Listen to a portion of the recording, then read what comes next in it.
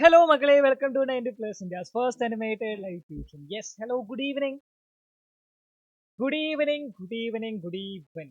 Hello, എന്താടാ ആരും മിണ്ടാത്ത നിങ്ങൾക്ക് ആർക്കൊന്നും കേൾക്കുന്നില്ലേ? എവിടെ എല്ലാവരും? ഷാഹിദ്, ഫുഡ് അടിച്ചോണ്ടിരിക്കാൻ, നിഹാലെ, ബിബിനെ, ഡെൽവിൻ, ദെൻ ഒരുപാട് പേര് ക്യാമറ ഓഫ് ഉണ്ടല്ലോ. എന്ത് പറ്റി നിങ്ങൾക്ക്? ആ, ഓക്കെ ഓക്കെ. എന്താ എല്ലാവർക്കും ഒരു മടി? ഗുഡ് ഈവനിങ് ഒക്കെ പറയാനൊരു മടി. മടി തന്നെയല്ലേ ഇത്?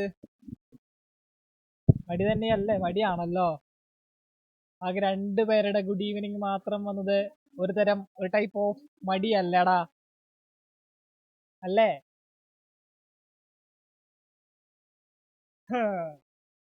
അതെ. ആരൊക്കെ ക്യാമറ ഓഫ് ചെയ്തിരിക്കുന്നു? ഒരുപാട് പേര് ക്യാമറ ഓഫ് ആണല്ലോ.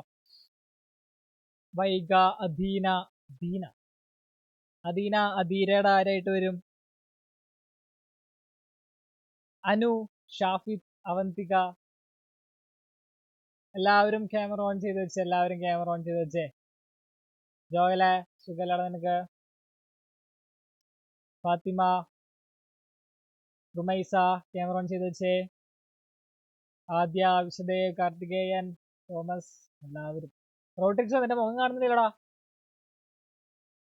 എന്തെങ്കിലും കുനിഞ്ഞൊക്കെ ഇരുന്ന് നോക്കുന്ന നീ? ആ ഫോണിന് സ്ട്രെയിറ്റ് ആക്കി വെച്ചേ. ദേവപ്രിയ, ക്യാമറ ഓൺ ചെയ്ത് വെച്ചേ. എത്ര പേരുണ്ട് ഇവിടെ? പയ്യെ പയ്യെ എല്ലാവരും വരുന്നേ ഉള്ളൂ. ആരതി എങ്ങോട്ടേ എന്നിട്ട് പോയേ? Okay okay okay okay, set set set. എല്ലാവർക്കും സുഖമല്ലേ? എന്തൊക്കെയുണ്ട് വിശേഷങ്ങള്? എന്തൊക്കെ നടന്നുകൊണ്ടിരിക്കുന്നേ? എന്തെങ്കിലുമൊക്കെ ഒന്ന് പറഞ്ഞേ.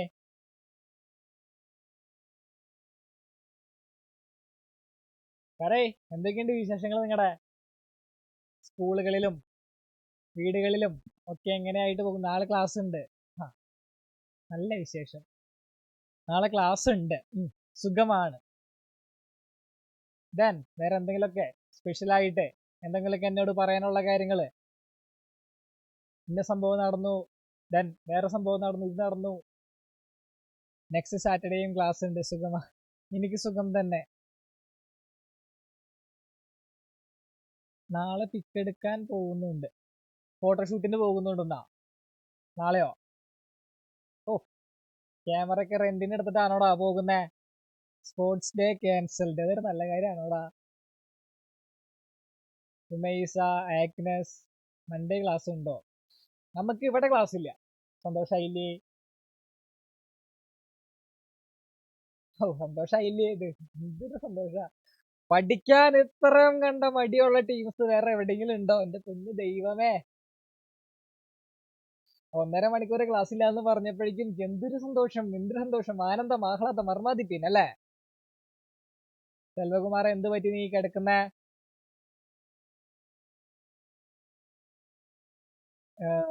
ഒരു ദിവസം ക്ലാസ് ഇല്ല എന്ന് പറഞ്ഞപ്പോഴേക്കും, ഒരു ദിവസം എന്നല്ല, ഒരു 3 ദിവസത്തേക്ക്, തിങ്കൾ, ചൊവ്വ, ബുധൻ. അല്ല, സംഭവം ആക്ച്വലി എനിക്ക് സന്തോഷമായി, ജോലി ഇല്ലല്ലോ. താങ്ക്സ്, നന്നായി. 4 ദിവസം കൂടെ നീ എന്ത് ചെയ്യടാ? 4 ദിവസം ഓക്കെ. പൂജവെപ്പിന് നിങ്ങൾക്ക് ആദ്യമായിട്ടാണല്ലേ? പൂജവെപ്പൊക്കെയാണ്. പൂജവെപ്പ് എന്ന് പറയുമ്പോൾ പുസ്തകം തൊടരുത്, അങ്ങനെയൊന്നല്ല. പുസ്തകം പൂജയ്ക്ക് വെക്കുന്നു, അപ്പൊ നമ്മൾ പുസ്തകം ഒന്നും എടുക്കാറില്ല സ്വാഭാവികമായിട്ട്. നമുക്ക് എന്നും പിന്നെ പൂജവെപ്പാണല്ലോ, പ്രത്യേകിച്ച് പൂജവെപ്പൊന്നും ഇല്ല. എങ്കിൽ കൂടെ പൂജവെപ്പിന് നിങ്ങൾക്ക് എന്തൊക്കെയാ പ്ലാൻ? എന്തൊക്കെ ചെയ്യാനാണ് ഉദ്ദേശിച്ചിരിക്കുന്നേ? എന്തൊക്കെ ചെയ്യാൻ ഉദ്ദേശിച്ചിരിക്കുന്നേ? ആഹാ, കുറുക്കന്റെ കണ്ണ് എന്നും കോഴിക്കൂട്ടിൽ തന്നെ, വായ നോക്കാൻ പോകുന്നത്. പഠിത്തം ഉറക്കം. എടാ, പൂജവെപ്പിന് ഒന്നും നീ പഠിക്കുന്നുണ്ടോ? നമുക്ക് എന്ത് പൂജവെപ്പല്ലേ നിഹാലെ? അല്ല പിന്നെ ഫ്രണ്ട്സിന്റെ ഒപ്പം പുറത്തു പോകും. ആഹാ, സിനിമയ്ക്കൊന്നും പോകുന്നില്ലേ? നമ്മുടെ വിനീത് ശ്രീനിവാസന്റെ കരമൊക്കെ ഇറങ്ങിയിട്ടുണ്ട്, ഒന്നും കാണാൻ പോകുന്നില്ലേ? പ്രത്യേകിച്ച് പ്ലാൻ ഒന്നും ഇല്ല. ഞാൻ കേട്ട സിനിമയുടെ അതെ, ഞാനും അതെ, ചറ പറ സിനിമകൾ ഡൗൺലോഡ് ചെയ്ത് വെച്ചിട്ടുണ്ട്. ഹൃദയപൂർവ്വം, സർക്കീട്ട്, ഓടും കുതിര ചാടും കുതിര, സുമതിയുള്ളത്, ദെൻ വേറെ ഏതൊരു ഹിന്ദി പടം, എല്ലാ സിനിമകളും റിലീസ് ആയിട്ടുണ്ട്. അതും ഇന്ന് 26-ാം തീയതി. എല്ലാ സിനിമകളും ഡൗൺലോഡ് ചെയ്ത് വെച്ചിട്ടുണ്ട്. എല്ലാം കുത്തിനൊന്ന് കാണണം സമാധാനമായിട്ട്. ഞാനൊക്കെ എപ്പോഴാ ഫ്രീ ആവും നിങ്ങൾക്ക് അറിയോ? ഞാൻ നിങ്ങളെ പോലൊക്കെ തന്നെയാ. ഞാനും എന്നും പഠിച്ചുകൊണ്ടിരിക്കുക ഓരോ കാര്യങ്ങള്. പിന്നെ വന്നടാ നല്ല HD പ്രിന്റ് വന്നിട്ടുണ്ട്. ഹൃദയപൂർവ്വം. പ്രത്യേകിച്ച് പ്ലാനൊന്നും ഇല്ല. എനിക്കും അതെ, എനിക്ക് പ്രത്യേകിച്ച് പ്ലാനൊന്നും ഇല്ല. പക്ഷേ എനിക്കൊന്ന് എൻ്റെ കോളേജ് വരുന്ന പോകണം. കുറേ നാളെ എൻ്റെ കോളേജിലോട്ടൊന്ന് കാല് കുത്തിയിട്ട്. അപ്പോൾ കോളേജ് വരുന്ന പോകണം തിങ്കളാഴ്ച. കോളേജ് എന്ന് പറയുമ്പോൾ ഇവിടെ അല്ല കേട്ടോ, കോയമ്പത്തൂരാണ്. കോയമ്പത്തൂരായിരുന്നു പോകണമെന്നുണ്ട്. സർട്ടിഫിക്കറ്റ് ഉണ്ട്. ഒരു എഞ്ചിനീയറിംഗ് പഠിച്ച് വെച്ചിട്ട് അവിടെ സർട്ടിഫിക്കറ്റ് അവിടെ നിന്ന് വെച്ചിട്ട് പോകുന്നൊക്കെ 3-4 കൊല്ലമായി. അതൊന്നും എടുത്തിട്ടൊന്നുമില്ല. അപ്പം ആ സർട്ടിഫിക്കറ്റ് ഒന്ന് വാങ്ങാൻ പോകണം. തിയേറ്റർ ഒന്നല്ലടാ, തിയേറ്റർ കോപ്പി ഒന്നല്ല. ഹൃദയപൂർവ്വം ഇന്നാണ് OTT റിലീസ്. ഏത് പ്ലാറ്റ്ഫോമിലാന്ന് ചോദിച്ചു കഴിഞ്ഞിട്ടുണ്ടെങ്കിൽ പ്ലാറ്റ്ഫോം പ്രൈമിലാന്ന് തോന്നുന്നു. Amazon prime. ഓക്കെ, അപ്പോൾ കുറച്ച് കാര്യങ്ങളൊക്കെ പറഞ്ഞു അല്ലേ. ഇനി നമുക്ക് നമ്മുടെ പഠനത്തിലോട്ട് തിരിച്ചു വരണം. വന്നൂടാ ജോയല്ലേ, ഒന്ന് നോക്ക്. നീ ഇപ്പൊ നോക്കണ്ട, ക്ലാസ് കഴിഞ്ഞിട്ട് ചെന്ന് നോക്കിയാൽ മതി. സമയമുണ്ടല്ലോ, ഒരുപാട് സമയമുണ്ട്. ഓക്കെ, അപ്പോൾ നമ്മൾ കുറേ കാര്യങ്ങൾ പഠിച്ചായിരുന്നു. ലാസ്റ്റ് ക്ലാസ്സിൽ നമ്മൾ എന്തൊക്കെ പഠിച്ചായിരുന്നേ? ലാസ്റ്റ് ക്ലാസ്സിൽ നമ്മൾ കുറേ കാര്യങ്ങൾ പഠിച്ചായിരുന്നു. Conservation of mechanical energy, free ഫാളിന്റെ അതൊക്കെ പഠിച്ചായിരുന്നു. വളരെ ഇമ്പോർട്ടൻ്റ് ആയിട്ടുള്ള കാര്യങ്ങളായിരുന്നു പഠിച്ചു വെച്ചായിരുന്നത്. ദെൻ ഇന്നത്തെ ക്ലാസ്സോട് കൂടി എന്ത് തീരും? നമ്മുടെ ഈ ഒരു ചാപ്റ്റർ തീരും. ഓക്കെ, പൊട്ടൻഷ്യൽ എനർജിയുടെ പെട്ടെന്ന് പൊട്ടൻഷ്യൽ എനർജിയുടെ ഇക്വേഷൻസും കാര്യങ്ങളൊക്കെ പഠിച്ചായിരുന്നു. ഗ്രാഫുകൾ പഠിച്ചായിരുന്നു അല്ലേ. ഹുക്സ് ലോ എന്താണ് പഠിച്ചായിരുന്നു. ലാസ്റ്റ് നമ്മൾ പറഞ്ഞു നിർത്തിയായിരുന്നു എന്തായിരുന്നു? പവറാണ് അല്ലേ. അവസാനം നമ്മൾ പറഞ്ഞു നിർത്തിയത് പവറാണ്. പവറിന്റെ 2 ഇക്വേഷനൊക്കെ ഞാൻ എഴുതി തന്നായിരുന്നു ഇല്ലേ. 2 ഇക്വേഷൻസ് ഒക്കെ എഴുതി തന്നായിരുന്നു. സെറ്റാണ്. അപ്പോൾ പവർ എന്ന് പറഞ്ഞാൽ നമ്മൾ പറഞ്ഞായിരുന്നു, നമുക്ക് ഇടയ്ക്കൊക്കെ സംസാരിച്ചൊക്കെ പോവാം ക്ലാസ്സിന്റെ ഇടയ്ക്ക് ടൈമിലൊക്കെ. ദെൻ പവർ എന്ന് പറഞ്ഞാൽ എന്താണ്? Power is the rate of work done. ഞാൻ കഴിഞ്ഞ ക്ലാസ്സിൽ പറഞ്ഞായിരുന്നു റേറ്റ് ഓഫ് വർക്ക് ഡൺ ആണ്. അതായത് സമയത്തിനനുസരിച്ച് ഇപ്പോൾ 1 മിനിറ്റിൽ നമ്മൾ എത്രത്തോളം വർക്ക് ചെയ്തു എന്നുള്ള കാര്യം. ഓക്കെ, 1 മിനിറ്റിൽ ഇപ്പോൾ സമയത്തിനനുസരിച്ച് എത്രത്തോളം വർക്ക് ചെയ്തു, അതാണ് നമ്മളെ പവർ എന്ന് പറയുന്നത്. ഓൾറെഡി പറഞ്ഞായിരുന്നു, ഒരു 10 ചാക്ക അരിയുടെയും 20 ചാക്ക അരിയുടെയും കാര്യമൊക്കെ പറഞ്ഞായിരുന്നു അവസാന ക്ലാസ്സിൽ. ഓക്കെ, അപ്പോൾ പവറിന് 2 ഇക്വേഷൻ ഉണ്ട്. എന്തായിരുന്നു ആ 2 ഇക്വേഷൻ എന്ന് പറഞ്ഞേ? വർക്ക് ഡൺ ബൈ ടൈം, ഒരു ഇക്വേഷൻ. ദെൻ ഫോഴ്സിന്റെയും വെലോസിറ്റിയുടെയും ടൈമിൽ പവറിന് നമുക്ക് റെപ്രസെന്റ് ചെയ്യാൻ പറ്റും അല്ലെ. ഫോഴ്സിന്റെയും വെലോസിറ്റിയുടെയും ടൈമില് നമുക്ക് പവറിനെ റെപ്രസെന്റ് ചെയ്യാൻ പറ്റും. P എന്തായിരുന്നു? F.F v. ഇത് രണ്ടുമാണ് എന്തിന്റെ ഇക്വേഷൻ? നമ്മുടെ സ്വന്തം പവറിന്റെ ഇക്വേഷൻ. വളരെ ഇമ്പോർട്ടൻ്റ് ആയിട്ടുള്ള 2 ഇക്വേഷൻസ് ആണ്. ഇതെങ്ങനെ വന്നു എന്നുള്ളതൊക്കെ അഡീഷണൽ ക്വസ്റ്റ്യനിൽ ഞാൻ ഇട്ടിട്ടുണ്ട്. അപ്പോൾ നിങ്ങൾക്ക് നോക്കാം എങ്ങനെയാണ് F.V എന്നുള്ളത് വന്നതെന്നൊക്കെ വായിച്ച് നോക്കാം. ഓക്കെ, അപ്പോൾ 2 ഇക്വേഷൻ പഠിച്ചു വയ്ക്കാം. ജസ്റ്റ് പവറിന്റെ ഇക്വേഷൻ എന്താണെന്നുള്ളത് 2 പഠിച്ചു വയ്ക്കാം. Then unit and dimension of power. Okay, പവറിന്റെ യൂണിറ്റ് എന്താ? നമ്മൾ ഏതോ സിനിമടാ, ഒമർ ലുലുവിന്റെ ഒരു സിനിമയില് ധർമ്മജന്റെ അടുത്ത്, ഏതാണ് സിനിമ എനിക്ക് ഓർമ്മയില്ല. ഒമർ ലുലു അല്ല, ധർമ്മജന്റെ അടുത്ത് പ്രാക്ടിക്കൽ എക്സാമിന് ചോദിക്കുന്ന ചോദ്യമില്ലേ, നമ്മൾ ഷമ്മി തിലകൻ ചോദിക്കുമ്പോ what is the unit of power? Watts right answer എന്ന് പറയുന്നില്ലേ. അപ്പൊ പവറിന്റെ യൂണിറ്റ് നമുക്ക് അവിടെ നിന്ന് തന്നെ കിട്ടും. എന്താണ് പവറിന്റെ യൂണിറ്റ്? ചങ്സ് അല്ലേ, ചങ്സിൽ. ഓക്കെ. അപ്പൊ പവറിന്റെ യൂണിറ്റ് എന്ന് പറയുന്നത് എന്താണ്? വാട്ടാണ്. Unit of power is equal to എന്താണ്? വാട്ടാണ്. ദെൻ 1 ഹോഴ്സ് പവർ എന്ന് പറഞ്ഞാൽ ഒരു HP, ഒരു ഹോഴ്സ് പവർ എന്ന് പറഞ്ഞാൽ 746 വാട്ടാണ് വരുന്നത്. ഒരു ഹോഴ്സ് പവർ എന്ന് പറഞ്ഞാൽ 746 വാട്ടാണ്. ദെൻ നമുക്ക് എന്ത് ചെയ്യാം? പവറിന്റെ ഡയമെൻഷൻ കാണാം. ഡയമെൻഷൻ കാണാൻ സിമ്പിൾ ആണ്. വർക്കിന്റെ ഡയമെൻഷൻ നമുക്ക് ഓൾറെഡി അറിയാം അല്ലെ. പവറിന്റെ ഇക്വേഷൻ എന്തായിരുന്നു? W/T ആണ് അല്ലെ. W/T ആണ്.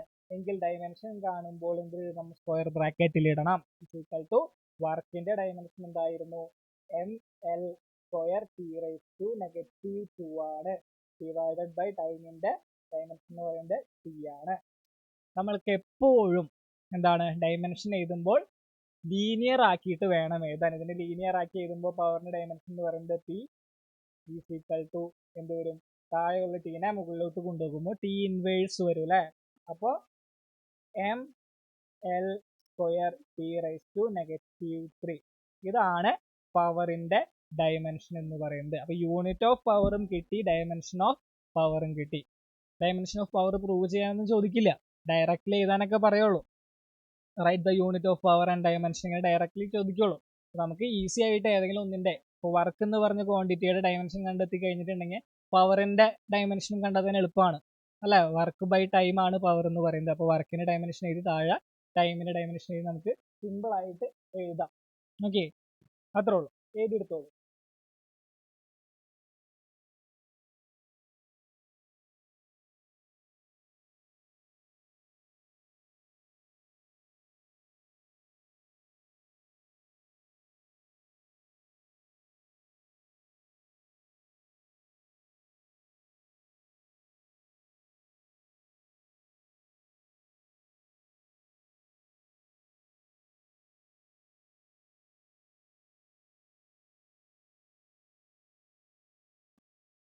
എഴുതിയെടുത്ത് കഴിഞ്ഞാൽ പറയാം കേട്ടോ.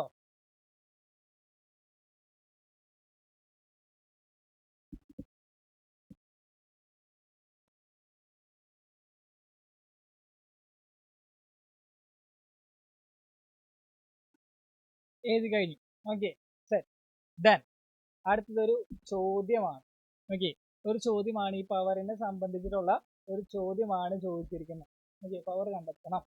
അപ്പോൾ an elevate carrying a maximum load of 1800 kg is moving up with constant speed 2 meter per second.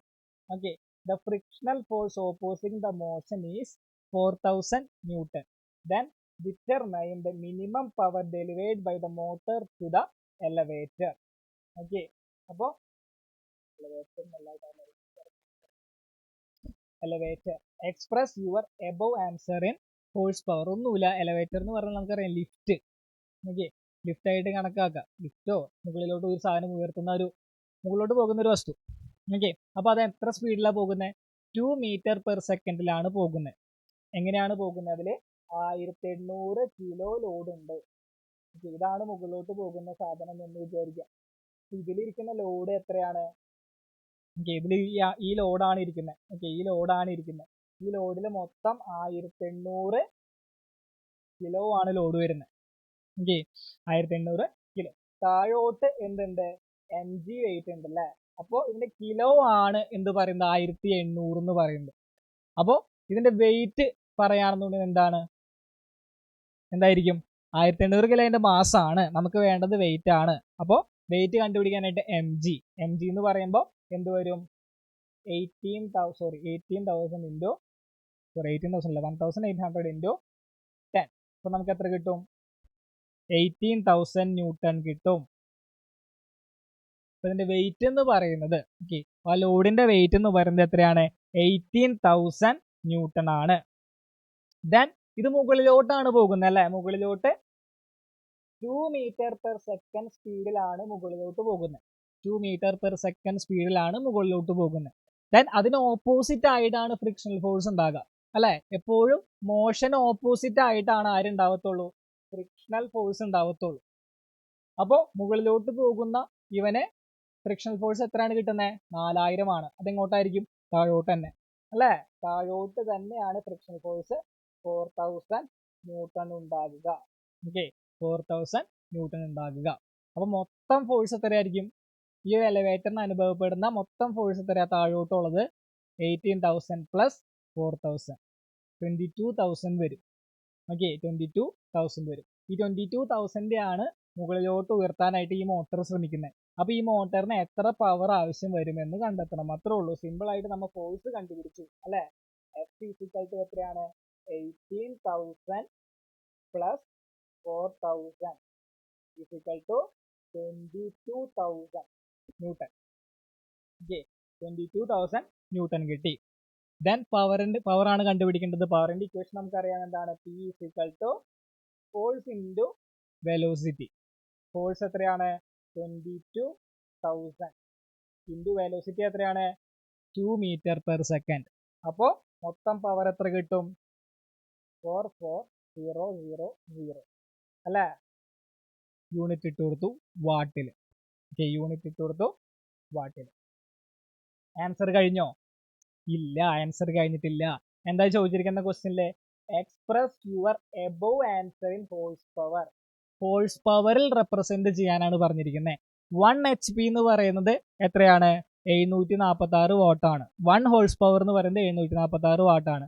Then 44,000 what എന്ന് പറയുമ്പോൾ എത്ര വരും? 44,000 ഡിവൈഡഡ് ബൈ 746 അല്ലേ? അപ്പോൾ ഹോഴ്സ് പവറിൽ റെപ്രസെന്റ് ചെയ്യുമ്പോൾ നമുക്ക് എന്ത് കിട്ടണം? 44 power is equal to 44,000 divided by 746 is equal to, calculator ചെയ്ത് നോക്കി എത്ര കിട്ടുന്നുള്ളത്. ചെയ്ത് നോക്കി.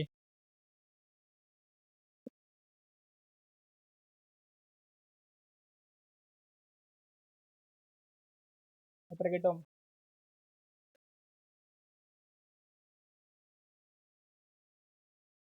യെസ്, 58.98 HP ആണല്ലേ കിട്ടുന്നത് അല്ലെ? 58.98 HP ആണ് കിട്ടുന്നത്. വേണമെങ്കിൽ നമുക്ക് ഇതിനെ റൗണ്ട് ചെയ്തിട്ട് എന്ത് പറയാം? 59 HP എന്ന് പറയാം. ഓക്കെ, 59 HP എന്ന് നമുക്ക് റൗണ്ട് ചെയ്തിട്ട് പറയാം. Okay, set. 1800 നമുക്ക് ഫോഴ്സിലാണ് വേണ്ടത്. നമുക്ക് ഫോഴ്സ് ആണ് വേണ്ടത്. ഓക്കെ, മൊത്തം നമുക്ക് എന്താ വേണ്ടത്? ഫോഴ്സ് ആണ് കണ്ടുപിടിക്കേണ്ടത്. ഓക്കെ, അപ്പൊ നമുക്ക് എന്ത് വേണം? വെയിറ്റ് വേണം. ഓക്കെ, എന്റെ വെയിറ്റ് വേണം. 1800 കിലോ എന്ന് പറയുന്നത് എന്താണ്? അതിന്റെ മാസാണ്. ഓക്കെ, മാസാണ്. നമുക്ക് എന്താ വേണ്ടത്? ഫോഴ്സിലാണ് വേണ്ടത്, ന്യൂട്ടണിലാണ് കിട്ടേണ്ടത്. ഓക്കെ, അപ്പൊ നമ്മൾ എന്ത് ചെയ്തു? അതിനെ വെയിറ്റിലോട്ട് കൺവേർട്ട് ചെയ്തു. കാരണം ഇവിടെ എന്താണ്? ഫോഴ്സ് ആണ്. ഫോഴ്സ് വെച്ചാണ് നമുക്ക് ചെയ്യേണ്ടത്. അതുകൊണ്ടാണ് നമ്മൾ എന്ത് ചെയ്തത്? അതിനെ വെയിറ്റിലോട്ട് കൺവേർട്ട് ചെയ്തത്. ഓക്കെ, പവർ അല്ലേ കണ്ടുപിടിക്കാൻ പറഞ്ഞിരിക്കുന്നത്. പവറും ദെൻ വെയിറ്റും ആ ഇക്വേഷനിൽ വരുന്നില്ല അല്ലെ? പവറിൽ ഒരിക്കലും വെയിറ്റ് വരുന്നില്ല, സോറി മാസ് വരുന്നില്ല. മാസ് എന്ന് പറഞ്ഞൊരു ടേം വരുന്നില്ല. അപ്പോൾ നമ്മൾ അതിന്റെ വെയിറ്റിന്റെ ടേമിലോട്ട് കൺവേർട്ട് ചെയ്യണം. Yes, simple. ഉത്തരം കിട്ടി. ഓക്കെ, ദെൻ ഇതേപോലുള്ള ഒരു മറ്റൊരു ചോദ്യമാണ് ചോദിക്കാൻ പോകുന്നത്. പവറിന്റെ ഭാഗത്തു നിന്നുള്ളൊരു മറ്റൊരു ചോദ്യം. ഇല്ല, ആ ചോദ്യം ഞാൻ എടുത്തിട്ടില്ല, കുഴപ്പമില്ല. Then collision. Okay, collision. Collision എന്ന് പറഞ്ഞാൽ എന്താ? കൊളീഷൻ എന്ന് പറഞ്ഞാൽ when two or more objects come into contact with each other. Okay, രണ്ടിൽ കൂടുതലോ ഒബ്ജക്റ്റുകൾ പരസ്പരം കൂട്ടിമുട്ടി കഴിഞ്ഞിട്ടുണ്ടെങ്കിൽ നമുക്ക് എന്ത് പറയാം? അവിടെ കൊളീഷൻ സംഭവിച്ചു എന്ന് പറയാം. ഓക്കെ, രണ്ടിൽ കൂടുതൽ ഒബ്ജക്റ്റുകളോ പരസ്പരം കൂട്ടിമുട്ടി കഴിഞ്ഞിട്ടുണ്ടെങ്കിൽ അവിടെ കൊളീഷൻ സംഭവിച്ചു. അപ്പോൾ ഒരു ബോഡി മറ്റേ ബോഡിയും എന്താ കൊടുക്കുന്നത്? ഫോഴ്സ് കൊടുക്കും. ഓക്കെ, ഒരു ബോഡി മറ്റൊരു ബോഡിയുമേ ഒരു ഫോഴ്സ് കൊടുക്കും. ഇതിനാണ് കൊളീഷൻ എന്ന് പറയുന്നത്. കണ്ടോ, നമ്മുടെ ഹരിഹര നഗറിലെ ചിത്രമാണ്. ആള് വന്നിട്ട് മുട്ടണമെന്ന് പറഞ്ഞിട്ട് ഒറ്റ മുട്ട് കൊടുക്കില്ലേ ചെന്നിട്ട്. അപ്പൊ എന്താണ്? ഈ ഒരു ബോഡി മറ്റൊരു ബോഡിയുമേ കൊളൈഡ് ചെയ്യാണ് ചെയ്യുന്നത്. നമ്മുടെ ജഗദീഷ് മറ്റേ പുള്ളിയുടെ മേത്ത് വന്നിട്ട് എന്ത് കൊടുക്കുന്നു? ഒരു ഫോഴ്സ് കൊടുക്കുന്നു, ഒരു ഫോഴ്സ് എക്സൈറ്റ് ചെയ്യുന്നു. അവിടെ എന്തുണ്ടായി? കൊളീഷൻ സംഭവിച്ചു. രണ്ട് കാറുകൾ പരസ്പരം കൂട്ടിമുട്ടാണെന്നുണ്ടെങ്കിലും അവിടെ എന്ത് തന്നെയാണ്? കൊളീഷൻ തന്നെയാണ്. കൊളീഷൻസ് ഒരുപാടുണ്ട്. ഓക്കെ, അപ്പൊ കൊളീഷൻ എന്ന് പറഞ്ഞാൽ when two or more objects come into contact with each other and exerts force on each other for a short period of time. ഇതിനെയാണ് കൊളീഷൻ എന്ന് പറയുന്നത്. കൊളീഷൻ എന്ന് പറയുമ്പോൾ 3 ടൈപ്പ് ഉണ്ട്. Elastic collision, inelastic collision, then perfectly inelastic collision. 3 type collisions ഉണ്ട്. Yes, എഴുതിയെടുത്തോ.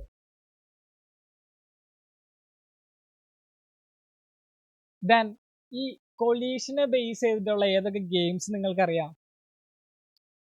Collision application ആയിട്ടുള്ള ഏതൊക്കെ games നിങ്ങൾക്കറിയാം?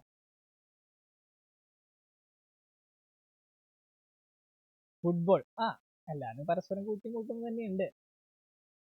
ക്രിക്കറ്റ്, ഫുട്ബോൾ, ക്യാരംസ് പക്കയായിട്ട് പറയാം. കൊളീഷൻ എന്ന് പറയുമ്പോൾ ഏറെക്കുറെ എല്ലാവരും കൂട്ടിമുട്ടുന്നുണ്ടാവില്ല. ഇപ്പൊ ക്രിക്കറ്റ് ബോൾ ബാറ്റുമ്പോൾ ഒന്ന് കൂട്ടിമുട്ടുന്നു, അവിടെ കൊളീഷൻ സംഭവിക്കുന്നുണ്ട്. ദെൻ ഫുട്ബോൾ അടിക്കുന്ന കൊളീഷൻ സംഭവിക്കുന്നുണ്ട്. നമുക്ക് കുറച്ചും കൂടി ബെറ്റർ ആയിട്ട് പറയുമ്പോൾ ക്യാരംസ് പറയാം അല്ലേ? ക്യാരംസ് പറയാം.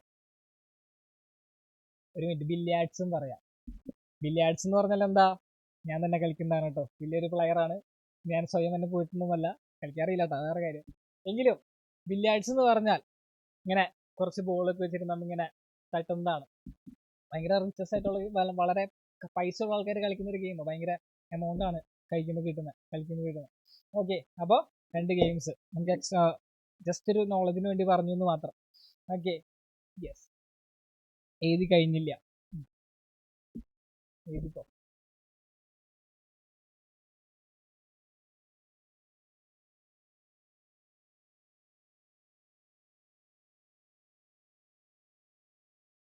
തോമസ് ഏതാടാ, കാണിച്ചടാ, എഴുതിക്കോ.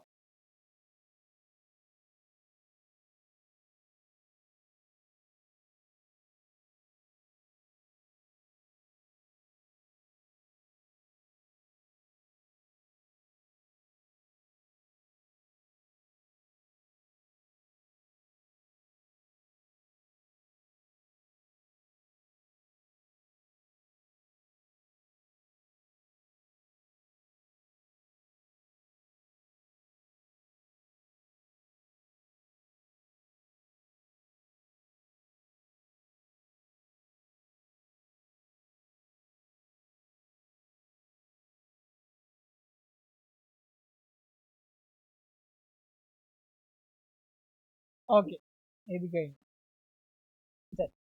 Then characteristics of elastic collision. Elastic കൊല്യൂഷന്റെ കുറച്ച് ക്യാരക്ടറിസ്റ്റിക്സ് ആണ് കൊടുത്തിരിക്കുന്നത്. ഓക്കെ, എന്താണ്?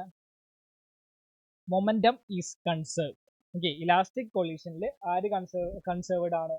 മൊമെന്റം കൺസേർവ്ഡ് ആണ്. ദെൻ ടോട്ടൽ എനർജി കൺസേർവ്ഡ് ആണ്. ദെൻ കൈനറ്റിക് എനർജി കൺസേർവ്ഡ് ആണ്. Then forces involving collision are conservative. Okay, forces involving collision are conservative. അപ്പോൾ ഞാൻ വീണ്ടും ഓർക്കുന്നു, ആരോട് ചോദിക്കാം? വിശ്വദേവേ, ഒന്ന് ഞെട്ടി. അവിടെ ഏതൊക്കെയാണ് കൺസർവേറ്റീവ് ഫോഴ്സസിന്റെ എക്സാമ്പിൾസ്? എന്താണ് കൺസർവേറ്റീവ് ഫോഴ്സ്? ആണോ? അപ്പൊ കഴിഞ്ഞ ക്ലാസ്സിലെടുത്ത നോട്ട്സ് നീ എഴുതിയെടുത്തായിരുന്നില്ലേ? കഴിഞ്ഞ ക്ലാസ്സിൽ വന്നില്ല, അതെന്ത് നീ വരാതിരുന്നേ?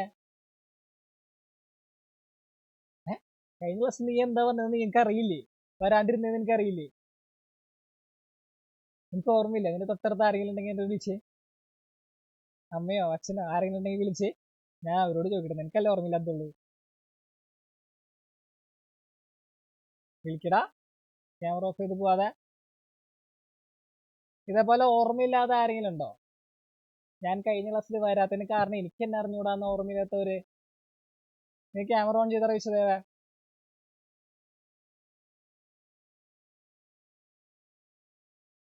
ആരാണത്? അമ്മയാണോ? ആ, രണ്ടുപേരുണ്ടോ? Very good. ഹലോ, ക്യാമറ ഒന്ന് ഓൺ ചെയ്ത് വിശ്വദേവ. ക്യാമറ ഓഫ് ചെയ്യല്ലേ. ഇതിനെ കാണുന്നില്ല. ക്യാമറ ഓൺ ചെയ്യ്. എവിടെ പാരന്റ്സ് എവിടെ കാണിച്ച്. ആ സാർ, അതെ, ഇപ്പോ കഴിഞ്ഞ ക്ലാസ്സിൽ ഓക്കെ, കഴിഞ്ഞ ക്ലാസ്സിലൊരു ടോപ്പിക്കിന്റെ ക്വസ്റ്റ്യൻ അവനോട് ചോദിച്ചു ഇപ്പൊ തന്നെ. അപ്പൊ അവന് ക്വസ്റ്റ്യൻ അറിയില്ല, ഉത്തരവാണ് കിട്ടുന്നില്ല എന്ന് പറഞ്ഞു. അപ്പൊ എന്തുകൊണ്ടാണ് കിട്ടാത്തതെന്ന് ചോദിച്ചപ്പോ അവൻ പറഞ്ഞു കഴിഞ്ഞ ക്ലാസ്സിൽ അവൻ കേറിയില്ല എന്ന് പറഞ്ഞു. അപ്പൊ എന്തുകൊണ്ടാണ് കഴിഞ്ഞ ക്ലാസ്സിൽ കേറിയില്ലാത്തതെന്ന് ചോദിച്ചപ്പോ അതും അവൻ അറിയില്ല. അപ്പൊ എന്താണ്, നിങ്ങൾ വല്ല ഫംഗ്ഷൻ എന്തെങ്കിലും പോയിട്ടുണ്ടായിരുന്നോ?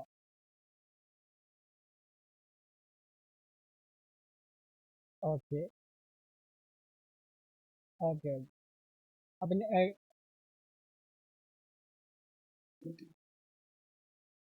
ഓക്കെ അപ്പൊ ഇങ്ങനെ ഓരോ ക്ലാസ്സുകൾ മിസ് ചെയ്ത് കഴിയുമ്പോൾ ക്ലാസ്സിന്റെ ലിങ്ക് വാങ്ങി കാണാൻ പറയാറുണ്ട്.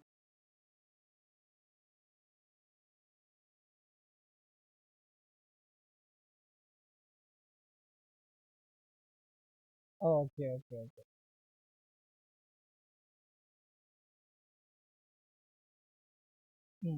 ഓക്കെ ഓക്കെ ഓക്കെ ഓക്കെ അപ്പൊ അവൻ പഠിക്കുന്നില്ലേ വീട്ടില്?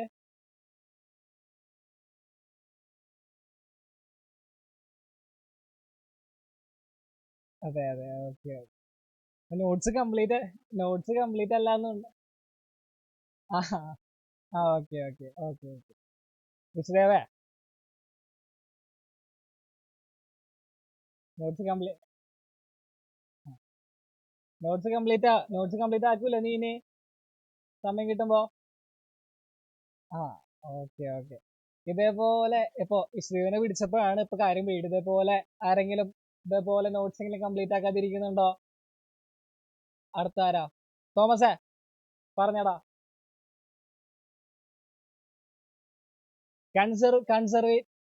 കൺസർവേറ്റീവ് ഫോഴ്സിന്റെ എക്സാമ്പിൾസ് പറഞ്ഞേ. ഗ്രാവിറ്റേഷണൽ ഫോഴ്സ്, പിന്നെ ഇലക്ട്രോസ്റ്റാറ്റിക് ഫോഴ്സ്, പിന്നെ മാഗ്നറ്റിക് ഫോഴ്സ്. എന്താണ് കൺസർവേറ്റീവ് ഫോഴ്സ് എന്ന് പറഞ്ഞാൽ? ഓക്കെ തോമസ് പറയണ്ട, വേറെ ആൾ ചോദിക്കും. ചിന്മയ പറഞ്ഞേ, എന്താണ് കൺസർവേറ്റീവ് ഫോഴ്സ് എന്ന് പറഞ്ഞാൽ? എന്താണ് കൺസർവേറ്റീവ് ഫോഴ്സ് എന്ന് പറഞ്ഞാൽ? പഠിക്കാൻ താല്പര്യമുള്ള കുട്ടി, എന്താണ് സംഭവിക്കുന്നത് ഇവിടെ? എന്താണ് കൺസർവേറ്റീവ് ഫോഴ്സ്? സിമ്പിൾ ആയിട്ട് ഓർക്കാനുള്ള മെത്തേഡും കാര്യങ്ങളൊക്കെ പറഞ്ഞു തന്നായിരുന്നല്ലോ ഞാൻ.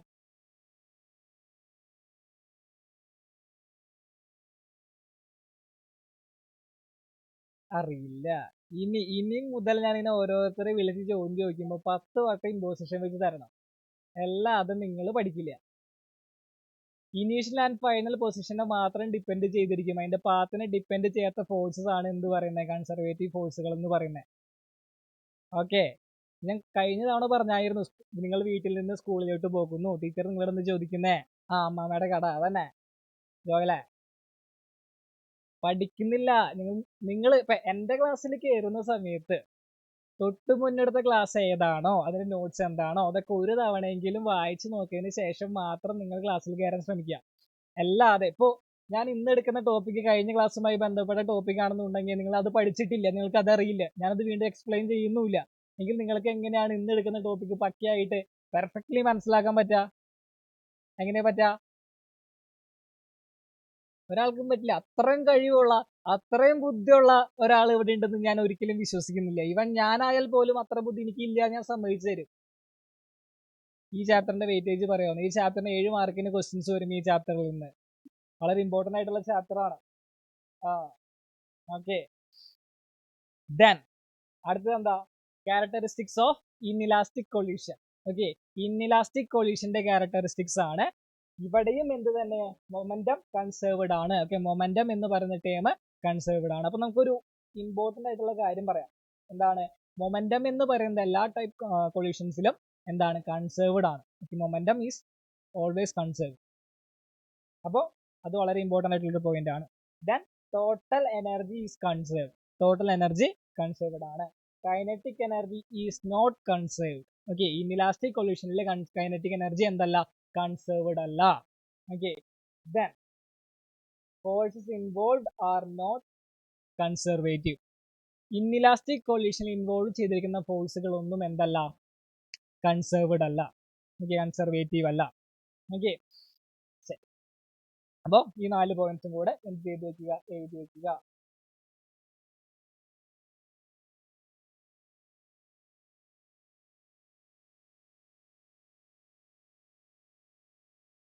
ഇത് വളരെ ഇമ്പോർട്ടന്റ് ആയിട്ടുള്ള ഭാഗമാണ് കേട്ടോ. അങ്ങോട്ടും ഇങ്ങോട്ടും മാറിപ്പോവാൻ ചാൻസ് ഉണ്ട്. അപ്പൊ ഇൻഇലാസ്റ്റിക് ഏതാണോ ഇലാസ്റ്റിക് ഏതാണോ എന്ന് വ്യക്തമായിട്ട് വായിച്ച് പഠിക്കുക. ഓക്കെ, ഇലാസ്റ്റിക് കൊളീഷനിലെ മൊമെന്റം കൺസേർവ്ഡ് ആണ്, ടോട്ടൽ എനർജി കൺസേർവ്ഡ് ആണ്, കൈനറ്റിക് എനർജി കൺസേർവ്ഡ് ആണ്, ഇൻവോൾവ് ചെയ്തിരിക്കുന്ന ഫോഴ്സസ് എല്ലാം കൺസർവേറ്റീവ് ആണ്. ഇൻഇലാസ്റ്റിക് കൊളീഷനിൽ എന്താണ്? മൊമെന്റം കൺസേർവ്ഡ് ആണ്. മൊമെന്റം രണ്ട് കേസിലും എന്താണ്? കൺസേർവ്ഡ് ആണ്.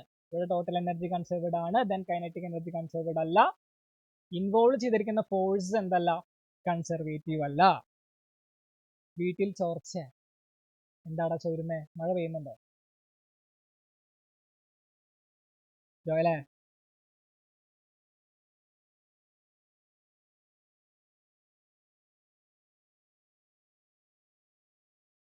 എഴുതി കഴിഞ്ഞു അല്ലേ?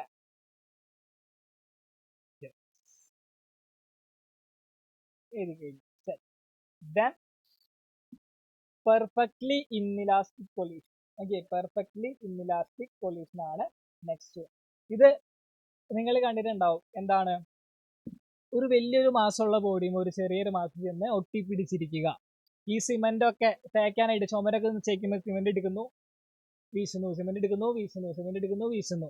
അല്ലാതെ പിന്നെ ഈ പണ്ട് കാലങ്ങളിൽ ചാണകമൊക്കെ ഉണക്കാൻ വേണ്ടിയിട്ട് ഇപ്പോൾ ഓരോരുത്തർ മരിച്ചു കഴിഞ്ഞിട്ടുണ്ടെങ്കിൽ ചിതയൊരുക്കില്ലേ, ചിതയൊരുക്കുന്ന സമയത്ത് വട്ടത്തിലുള്ള ഇങ്ങനെ ചാണകത്തിന്റെ ഒരു ചാണകം ഉണക്കിയിട്ട് വെക്കും, പെട്ടെന്ന് കത്തിപ്പിടിക്കാൻ വേണ്ടിയിട്ട് കൗഡങ്ക് വെക്കും. അപ്പോൾ അത് ഉണക്കുന്നത് എങ്ങനെ, ഇതേപോലെ തന്നെ ഒരു ബോൾ പോലെ ഷേപ്പിലാക്കിയിട്ട് ചുമരുമീനെ എറിഞ്ഞ് ഒട്ടിച്ചൊട്ടിച്ച് വെക്കും. അതൊക്കെ എന്തിന് എക്സാമ്പിൾ ആണ്? പെർഫെക്റ്റ്ലി ഇൻഇലാസ്റ്റിക് കൊളീഷൻസിന് എക്സാമ്പിൾ ആണ്. കൂടാതെ നമുക്ക് വേറൊരു കാര്യം കൂടി പറയാം. എന്താണ്, ഇപ്പോൾ ഒരു ബസ് വരുന്നു, ഇതിലൊരു ബസ് വരുന്നു, ഇതിലെ ഒരു നിങ്ങൾ സൈക്കിളോട്ടി വരുന്നു, ബസ് നല്ല ഫാസ്റ്റിലാണ് വരുന്നത്, നിങ്ങൾ നല്ല സ്പീഡിലാണ് വരുന്നത്, രണ്ടും കൂടെ കൂട്ടിയിടിച്ച് കഴിഞ്ഞാൽ അവിടെ തന്നെ നിൽക്കുമോ? ഇല്ല, നിങ്ങളെയും കൊണ്ട് ബസ് അങ്ങോട്ട് പോകും, ഇല്ലേ? അതെന്തിന് എക്സാമ്പിളാ? ഇൻഇലാസ്റ്റിക് കൊളീഷൻ എക്സാമ്പിളാണ്. കുറച്ച് സൈക്കോ എക്സാമ്പിൾ എന്ന് വേണമെങ്കിൽ പറയാം, എങ്കിലും അങ്ങനെയൊന്നും ചെയ്യാൻ നിൽക്കരുത്. എന്താണ്, അതൊരു എക്സാമ്പിൾ ആയിട്ട് എടുത്ത് മനസ്സിൽ കണ്ട് അതൊരു എക്സാമ്പിൾ ആണ്, പെർഫെക്റ്റ്ലി ഇൻഇലാസ്റ്റിക് കൊളീഷൻ എക്സാമ്പിൾ ആണ് എന്ന് ചിന്തിക്കാം. Okay, a collision in which the two particle move together. Okay, രണ്ട് പാർട്ടികൾ ഒരേപോലെ ഒരു സ്ഥലത്തേക്ക് മൂവ് ചെയ്യുകയാണെന്നുണ്ടെങ്കിൽ അത് പെർഫെക്റ്റ്ലി ഇൻഇലാസ്റ്റിക് കൊളീഷൻ ആണ്. After collision is called perfectly inelastic collision. Okay, yes.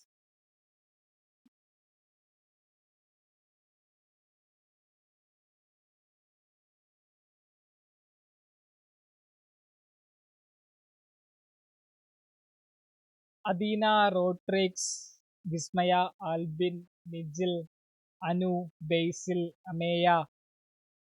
ഈ ക്ലാസ് ഫുൾ ആക്സിഡന്റ് ആണെന്ന്. എന്ത് ആക്സിഡന്റ്? വേറെ ഏത് ആക്സിഡന്റ് ഉണ്ടായേ ദേവപ്രിയ?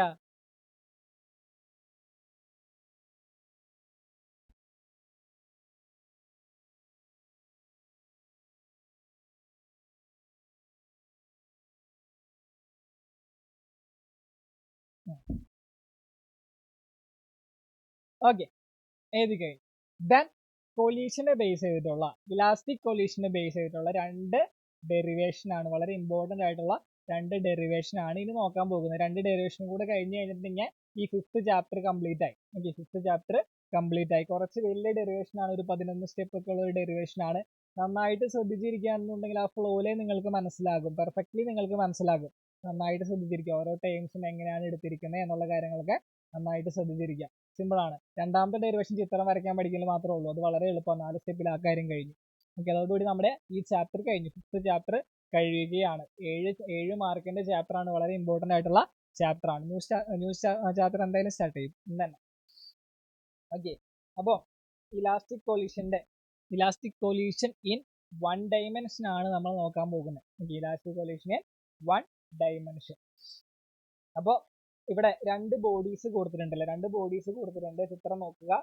ഒന്ന് M1 മാസും മറ്റൊന്ന് M2 മാസുമുള്ള രണ്ട് ബോഡീസ് കൊടുത്തിട്ടുണ്ട്.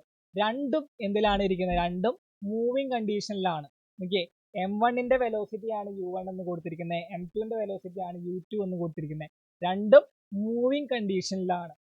ഇനി ഇവന്മാര് രണ്ടുപേരും കൂട്ടിമുട്ടണമെന്നുണ്ടെങ്കിൽ അവിടെ ഒരു കണ്ടീഷൻ വേണം. രണ്ടുപേരും പരസ്പരം കൊളൈഡ് ചെയ്യണമെന്നുണ്ടെങ്കിൽ ഒരു കണ്ടീഷൻ വേണം. അതെന്തായിരിക്കും? രണ്ടുപേരും ഒരേപോലെയാണ് മൂവ് ചെയ്തുകൊണ്ടിരിക്കുന്നുണ്ടെങ്കിൽ കൂട്ടിമുട്ടോ?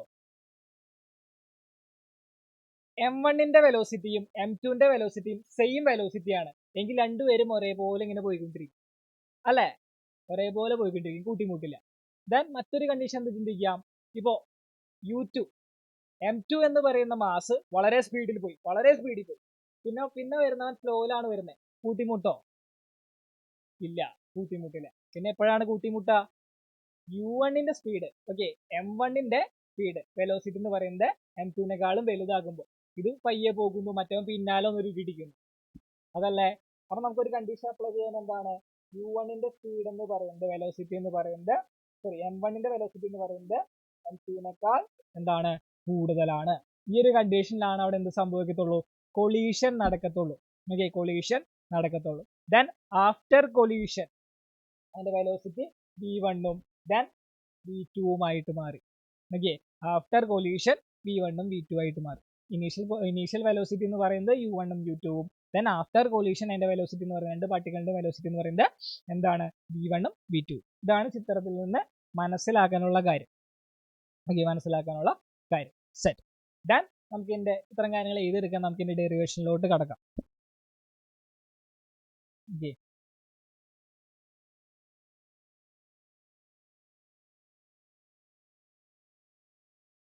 രണ്ടുപേരും ഒരൊറ്റ ആക്സിസിലാണ് പോകുന്നതെന്നുണ്ടെങ്കിൽ നമുക്കിതിനെ വൺ ഡൈമെൻഷണൽ മോഷൻ എന്ന് പറയാം. ഓൾറെഡി മോഷനെ സ്ട്രേറ്റ് ലൈനിൽ പഠിച്ചായിരുന്നു.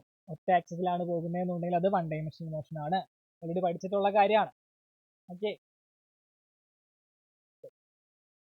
ദെൻ ഇലാസ്റ്റിക് കൊല്യൂഷനിൽ നമ്മൾ തൊട്ട് മുന്നേ പഠിച്ച ക്യാരക്ടറിസ്റ്റിക്സിൽ ഒരു കാര്യം പറഞ്ഞിട്ടുണ്ട്. എന്താണ്? Momentum is conserved. ഇത് ഇലാസ്റ്റിക് കൊല്യൂഷൻ ആയിക്കോട്ടെ, എന്തിലായിക്കോട്ടെ, അവിടെ എന്താണ് മൊമെന്റം എന്ന് പറയുന്നത് കൺസേർവ്ഡ് ആണ്. മൊമെന്റത്തിന്റെ ഇക്വേഷൻ എന്തായിരുന്നു? സെൽവകുമാറെ, മൊമെന്റത്തിന്റെ ഇക്വേഷൻ എന്തായിരുന്നു? തലമന്തിരിക്കാണ്ട് കാര്യം പറഞ്ഞടാ.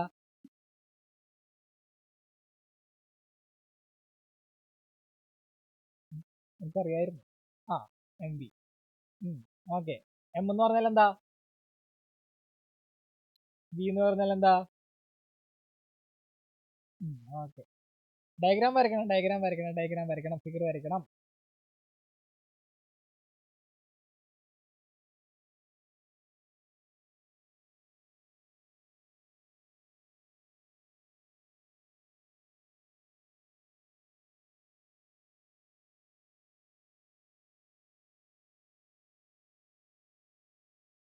റോട്രിക്സ് ഉറങ്ങിയോ?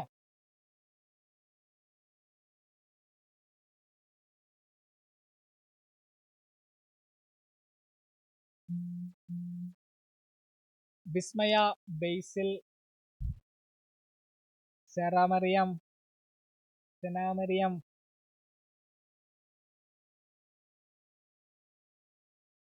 ആദ്യമേ പറഞ്ഞു, ഞാൻ കഴിഞ്ഞ ക്ലാസ്സിൽ പറഞ്ഞു, നിങ്ങൾക്ക് ക്യാമറ ഓഫ് ചെയ്യാനാണ്. ക്യാമറ ഓഫ് യാതൊരു തരത്തിലും അനുവാദമില്ല. അങ്ങനെ ക്യാമറ ഓഫ് ചെയ്യുകയാണെന്നുണ്ടെങ്കിൽ നിങ്ങൾ എന്ത് ചെയ്യണം? ഇൻഫോം ചെയ്യണം. ഇൻഫോം ചെയ്യേണ്ടത് നിങ്ങളായിട്ട്. ഇന്ന് ഞാൻ ക്യാമറ ഓഫ് ആയിരിക്കും, ഇന്ന് മെസ്സേജ് അയക്കല്ല വേണ്ടേ, നിങ്ങളുടെ പേരൻസിനെ കൊണ്ട് ഒരു വോയിസ് നോട്ട് അയപ്പിക്കണം എന്നുള്ള കാര്യം പറഞ്ഞായിരുന്നു ഞാൻ. ഓക്കെ, എഴുതി കഴിഞ്ഞു. വളരെ ഇമ്പോർട്ടൻ്റ് ആയിട്ടുള്ള ഡെറിവേഷൻ ആണ്, നന്നായിട്ട് ശ്രദ്ധിച്ചിരിക്കുക. ചോദിക്കാൻ സാധ്യതയുള്ള ഒരു ഡെറിവേഷൻ ആണ്. സിമ്പിൾ ആണ്, സംഭവം വളരെ സിമ്പിൾ ആണ്. സ്റ്റെപ്സ് കുറച്ച് അധികം ഉണ്ടെന്നുള്ളൂ, സംഭവം സിമ്പിൾ ആണ്. ഓക്കെ, എല്ലാവരും എഴുതി കഴിഞ്ഞല്ലോ ഇല്ലേ? എല്ലാവരും എഴുതി കഴിഞ്ഞു. ഓക്കെ, ദെൻ നിങ്ങൾ എഴുതി തീർന്നില്ല, നിങ്ങൾക്ക് ഏതെങ്കിലും സ്ലൈഡ് ആവശ്യമുണ്ട് എന്നുണ്ടെങ്കിൽ നിങ്ങൾക്ക് അവസാനം ക്ലാസ് തീർന്നതിന് 5 മിനിറ്റ് മുമ്പ് ഞാൻ സമയം തരാം. നിങ്ങൾക്ക് ആ സമയം സ്പേസ് വിട്ടിട്ട് സ്പേസ് വിടാം. ഓക്കെ, ദെൻ ആ സമയത്ത് സ്ക്രീൻഷോട്ട് ചെയ്ത് വെക്കുകയോ ദെൻ കംപ്ലീറ്റ് ചെയ്യുകയോ ഒക്കെ ചെയ്യാം കേട്ടോ. ഓക്കെ, എഴുതി തീരാത്തവരുണ്ടെങ്കിൽ, ഞാൻ കുറച്ച് പേരുടെ എഴുതി തീർന്നു എന്ന് പറയുമ്പോഴാണ് ഞാൻ സ്ലൈഡ് മാറ്റി പോകുന്നത്. ഓക്കെ, സെറ്റ്, മാക്സിമം ടൈം ഞാൻ തരുന്നുണ്ട്. ദെൻ നമുക്ക് ഇതിന്റെ ഡെറിവേഷൻ നോക്കാം എന്താണെന്ന്. പറഞ്ഞു, ഇലാസ്റ്റിക് കൊല്യൂഷനിൽ ആര് കൺസേർവ്ഡ് ആണ്? മൊമെന്റം കൺസേർവ്ഡ് ആണ് അല്ലെ? മൊമെന്റം എന്ന് പറയുന്നത് കൺസേർവ്ഡ് ആണ്. Momentum is conserved. Momentum conserved ആണ് എന്നുണ്ടെങ്കിൽ എന്താണ് അതിനർത്ഥം? എന്താണ്? Total momentum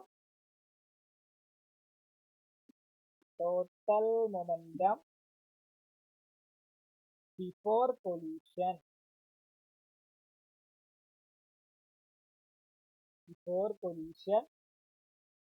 is equal to total momentum. P എന്ന് പറഞ്ഞ മൊമെന്റം ആണ് കേട്ടോ. ആഫ്റ്റർ collision അല്ലെ? മൊമെന്റം കൺസേർവ്ഡ് ആണെന്ന് പറയുകയാണെന്നുണ്ടെങ്കിൽ total momentum before collision is equal to total momentum after collision ആണ്. ഓക്കെ, എങ്കിൽ ഫസ്റ്റ് ബോഡിയുടെ നമുക്ക് ചിത്രം നിങ്ങൾക്ക് നോക്കാം. ഫസ്റ്റ് ബോഡിയുടെ മൊമെന്റത്തിന്റെ ഇക്വേഷൻ എന്തായിരുന്നു? എം ബി അല്ലെ? Momentum is equal to M V ആണ്. ദെൻ ഫസ്റ്റ് ബോഡിയുടെ മാസ് എന്താണ്? m1 ആണ്. ഫസ്റ്റ് ബോഡിയുടെ ഇനീഷ്യൽ വെലോസിറ്റി എന്തായിരുന്നു? u1 ആണ്. പ്ലസ് m2 u2 രണ്ടാമത്തെ ബോഡിയുടെ വെലോസിറ്റിയും mass. Okay, total momentum before collision എന്താന്ന് എഴുതി വെച്ചു. ടോട്ടൽ മൊമെന്റം ബിഫോർ കൊളീഷൻ എന്താ? m1 u1 plus m2 u2 ആണ്. Is equal to total momentum after collision എന്തായിരിക്കും? m1 v1 plus m2 v2. Okay, m2 v2. Then നമുക്ക് എന്ത് പറയാം? നമുക്ക് 1ന്റെ ടേംസിനൊക്കെ ഓക്കെ m1 u1 ഈ വക ടേംസിനൊക്കെ M1 V1 ഇതിനൊക്കെ ഒരൊറ്റ സൈഡിലോട്ട് മാറ്റി എഴുതി വെക്കാം. Okay, M1 U1 then minus M1 V1 is equal to M2 V2 minus M2 U2. Equation number 1, equation number 2. Okay, equation number 2. Then common ആയിട്ട് നമുക്ക് ഇവിടുന്ന് ആരെ പുറത്തെടുക്കാം? ടോട്ടൽ മൊമെന്റം ബിഫോർ കൊളീഷനിൽ നിന്നും ആഫ്റ്റർ കൊളീഷനിൽ നിന്നും M1 നമുക്ക് കോമൺ ആയിട്ട് പുറത്തെടുത്ത് എഴുതാം അല്ലെ. M1 പുറത്തെടുക്കുന്നു. M1 into U1 minus V1 is equal to എന്ത് വരും? M2 into V2 minus U2. Equation number 3. Okay, equation number 3 set. അപ്പോൾ മൊമെന്റം കൺസേർഡ്, മൊമെന്റത്തിന്റെ ഭാഗത്തെ ടേംസ് നമ്മൾ കംപ്ലീറ്റ്ലി എഴുതി വെച്ചു. ഓക്കെ, 3 സ്റ്റെപ്പും എഴുതി കഴിഞ്ഞാൽ പറയാം.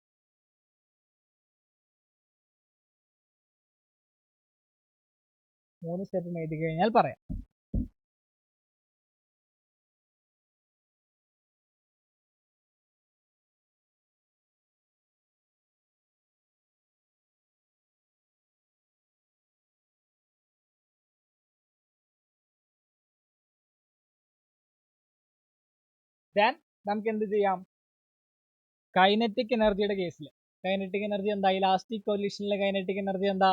കൺസേർവ്ഡ് ആണ്. Kinetic energy is conserved. അപ്പൊ കൈനറ്റിക് എനർജി കൺസേർവ്ഡ് ആണെന്നുള്ള കാര്യം എഴുതിയിരിക്കാം. Kinetic energy is conserved. Okay, kinetic energy is conserved. Kinetic energy conserved എന്ന് പറഞ്ഞാൽ എന്താ? Total kinetic energy before collision is equal to total kinetic energy after collision. Okay, total kinetic energy before collision is equal to total kinetic energy after collision. Okay, after collision. Set. Okay, set. Then നമുക്ക് എങ്ങനെ എഴുതാം? വേഗം എഴുതി കഴിഞ്ഞാൽ പറയാം. എനിക്ക് slide മാറ്റണം.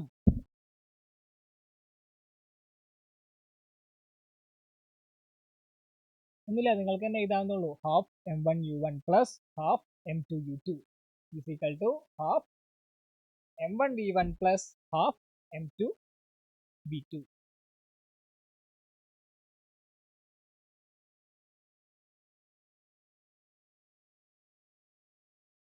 എഴുതി കഴിഞ്ഞല്ലോ ഇല്ലേ? എഴുതി കഴിഞ്ഞു. ഓക്കെ, ഇപ്പൊ ഒന്ന് പറഞ്ഞ പോലെ തന്നെ എന്താണ്? Half M1 U1 plus half M2 V2 equal to half M1 V1 plus half M2 V2. Okay, equation number 4. Okay, equation number 4. Then നമുക്കിനി എന്ത് ചെയ്യാൻ പറ്റും? തൊട്ട് മുന്നേ ചെയ്ത പോലെ തന്നെ മൊമെന്റത്തിന്റെ കാര്യം ചെയ്ത പോലെ 1ന്റെ ടേംസിനൊക്കെ ഒരു സൈഡിലും 2ന്റെ ടേംസിനൊക്കെ മറ്റൊരു സൈഡിലും മാറ്റാം. സ്ക്വയറോ? സ്ക്വയർ ഉണ്ട്. സ്ക്വയർ വിട്ടു. ഓക്കെ. ദെൻ എന്താണ്? 1ന്റെ ടേംസിനൊക്കെ ഒരു സൈഡിലോട്ടും യുവിന്റെ ടേംസിനൊക്കെ മറ്റൊരു സൈഡിലോട്ടും മാറ്റിക്കാം. ഓക്കെ, അപ്പൊ നമുക്ക് എന്ത് വരും? Half M1 U1 square minus, okay, ഇപ്പുറത്തോട്ട് വരുമ്പോൾ ഈ ഒരു ടേമിനെ ഇപ്പുറത്തോട്ട് കൊണ്ടുവരുമ്പോൾ half M1 V1 square. Okay, then is equal to half M2 V2 square minus half M1 എന്ത് വരും? സോറി, M1 അല്ല, M2 then U2 square. Okay, M2 U2 square വരും. Case number 5. ദെൻ ഇവിടെ നിന്ന് നമുക്ക് കോമൺ ആയിട്ട് ഹാഫ് M1നെയും ഹാഫ് M2നെയും പുറത്തെടുത്ത് എഴുതാം. ഓക്കെ, ഹാഫ് M1നെ പുറത്തെടുത്തു എങ്കിൽ എന്ത് വരും? U1 square minus V1 square equal to half m2നെ പുറത്തെടുത്തു എങ്കിൽ v2 square minus u2 square. Equation number 6. Okay, equation number 6 set. Then നമുക്ക് എന്ത് ചെയ്യാം, ഇവിടെ ഹാഫിനെയും വെട്ടിക്കളയാം അല്ലെ, ഹാഫിനെയും വെട്ടിക്കളയാം. വെട്ടിക്കളഞ്ഞതിന് ശേഷം നമുക്ക് എന്ത് ചെയ്യാം, ഇതിനെ എടുത്ത് എഴുതാം. m1 then u1 square minus v1 square equal to m2 v2 square minus u2 square. Equation number 7. Okay, equation number 7. Then നമുക്ക് ഇനി ചെയ്യാൻ പറ്റാവുന്ന കാര്യം, ഇക്വേഷൻ നമ്പർ 7നെ ഇക്വേഷൻ നമ്പർ 3 കൊണ്ട് ഡിവൈഡ് ചെയ്യണം. ഇക്വേഷൻ നമ്പർ 7നെ ഇക്വേഷൻ നമ്പർ 3 കൊണ്ട് ഡിവൈഡ് ചെയ്യണം. എഴുതി കഴിഞ്ഞല്ലോ, എഴുതി കഴിഞ്ഞാൽ പറയാട്ടോ, ഇത്രയും സ്റ്റെപ്സ് വരെ എഴുതി കഴിഞ്ഞെങ്കിൽ പറയുക.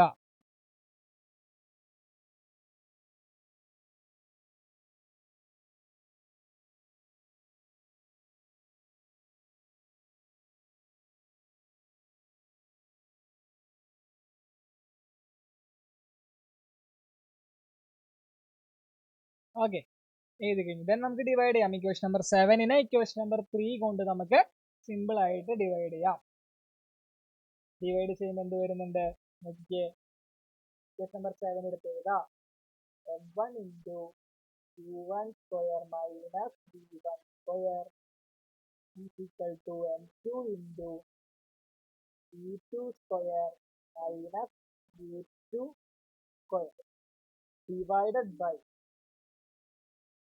ഇക്വേഷൻ നമ്പർ 3 എന്ന് പറയുന്നത് u1 മൈനസ് v1. ഇവിടെ എന്ത് വരും, m2 v2 minus v2. Equation number 8. Okay, equation number 8. Then നമുക്ക് ആരൊക്കെ വെട്ടിക്കളയാം, m1നെ m2നെ വെട്ടിക്കളയാം അല്ലെ. m1നെ വെട്ടിക്കളഞ്ഞു, m1നെ വെട്ടിക്കളഞ്ഞു, m2നെ വെട്ടിക്കളഞ്ഞു, m2നെ വെട്ടിക്കളഞ്ഞു. ഓക്കെ, ദെൻ നിങ്ങൾ മുകളിലുള്ള ഭാഗം നോക്കിയേ, u1 square minus v1 square എന്ന് പറഞ്ഞതും v2 square minus u2 square എന്ന് പറഞ്ഞതും എന്ത് ഫോമിലൊക്കെ എടുക്കുന്നേ, എന്ത് ഫോമില, കുഴപ്പമില്ല ഞാൻ കാണിച്ചു തരാം ഷാഫിത്തെ. എന്ത് ഫോമിലൊക്കെ എടുക്കുന്നേ, a square minus b square എന്ന് പറഞ്ഞ ഫോമിലേക്ക് എടുക്കുന്നേ അല്ലെ. a square minus b square എന്ന് പറഞ്ഞ ഫോമിലേക്ക് എടുക്കുന്നേ. നമുക്ക് അതിനെന്ത് അങ്ങനെ എഴുതാം, സ്പ്ലിറ്റ് ചെയ്താം. a plus b into a minus b എന്ന ചെയ്തി കൂടെ എഴുതാം. എങ്കിൽ മുകളിലെ ടേമിനെ നമ്മൾ അങ്ങനെ മാറ്റി എഴുതുന്നു. എന്താവും, u1 plus b1 into u1 minus b1 by u1 minus b1 equal to, ഇവിടെ എന്ത് വരും, അതേപോലെ തന്നെ b2 plus u2 into b2 minus u2 divided by b2 minus u2. Equation number 9. Okay, equation number 9. ഇവിടെയും നമുക്ക് എന്തൊക്കെ ചെയ്യാം, വെട്ടിക്കളയാം. ഈ ഒരു ടൈമിന് വെട്ടിക്കളഞ്ഞു, ഈ ഒരു ടൈമിന് വെട്ടിക്കളഞ്ഞു, ഈ ഒരു ടൈമിന് വെട്ടിക്കളഞ്ഞു, ഈ ഒരു ടൈമിന് വെട്ടിക്കളഞ്ഞു അല്ലേ.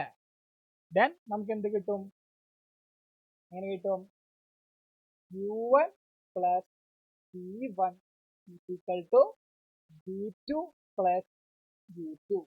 Equation number 10. ഇതൊരു ഇക്വേഷൻ. ഓക്കെ, ദെൻ നമ്മൾ എന്ത് ചെയ്യുന്നു, യുവിനൊക്കെ ഒരു സൈഡിലോട്ട് മാറ്റുന്നു.